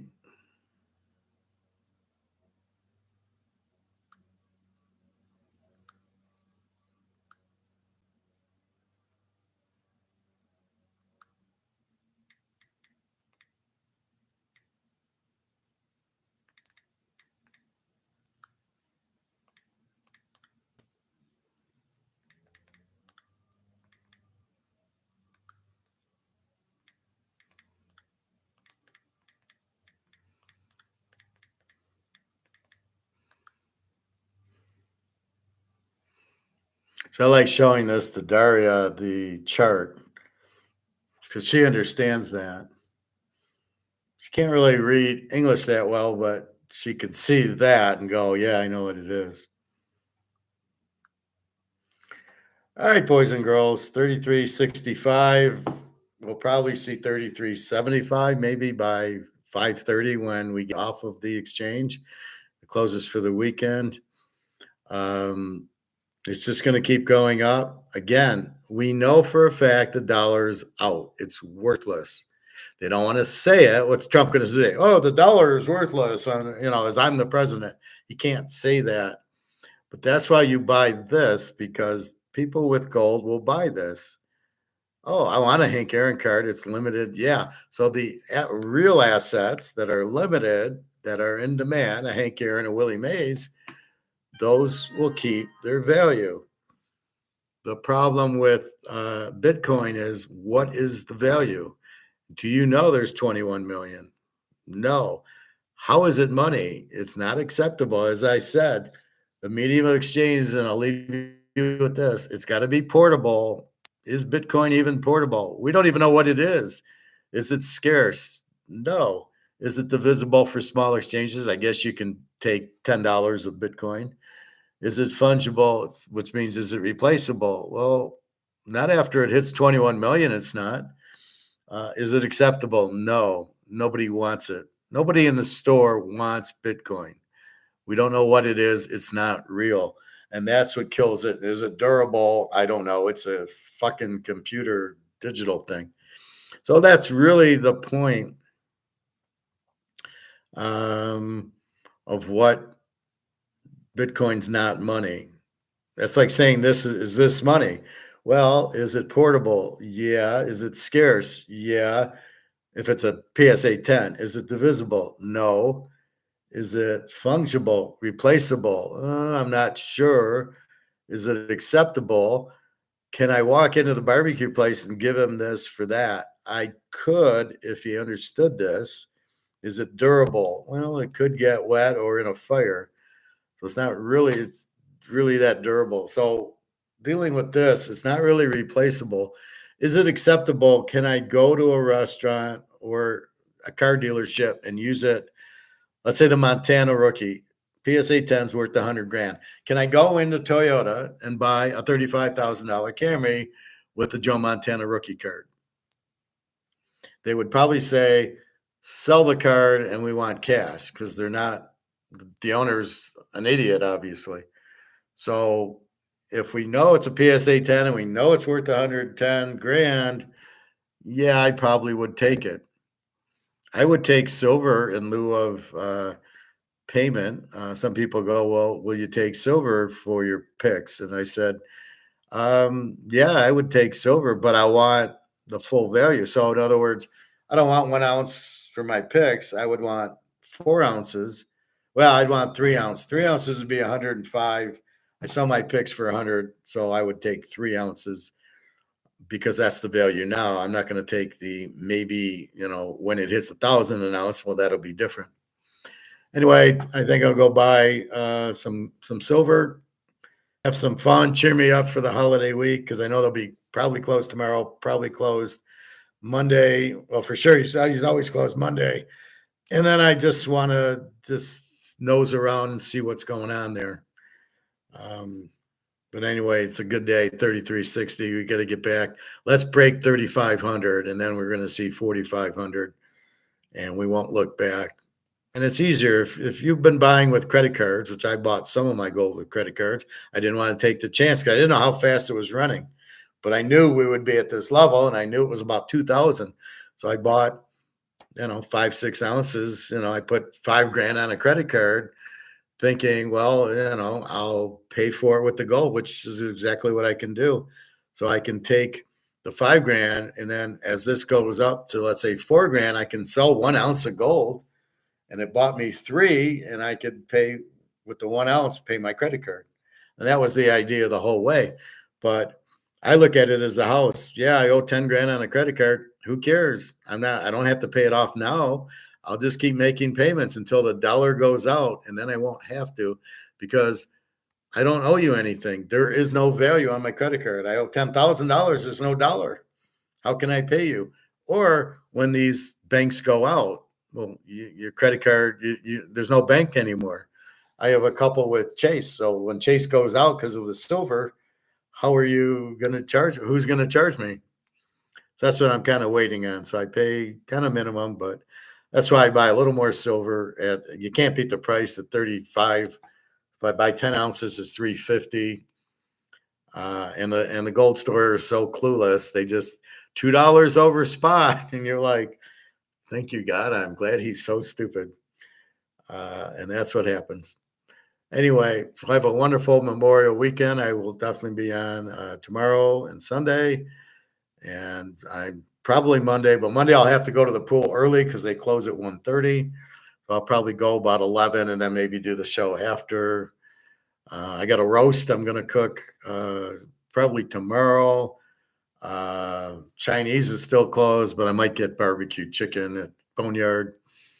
We'll see, but that's what I'll do. So I'll probably make a roast for like Sunday, Monday, and I got chicken that I can have for lunch now.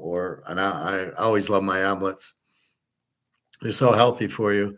I mean, the keys are avocado and eggs are the healthiest thing you can eat. And a Celtic salt, cayenne pepper, some garlic in there. That's what I cook on everything.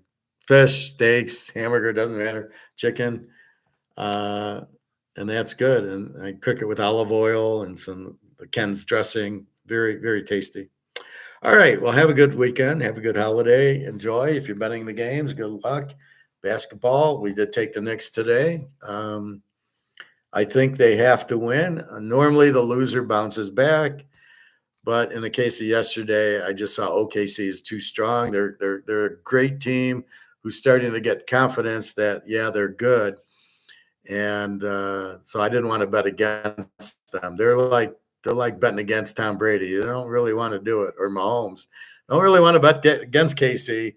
If I do, I go over or under on the game. But you don't make a living betting against Alabama and Georgia and Mahomes and Brady.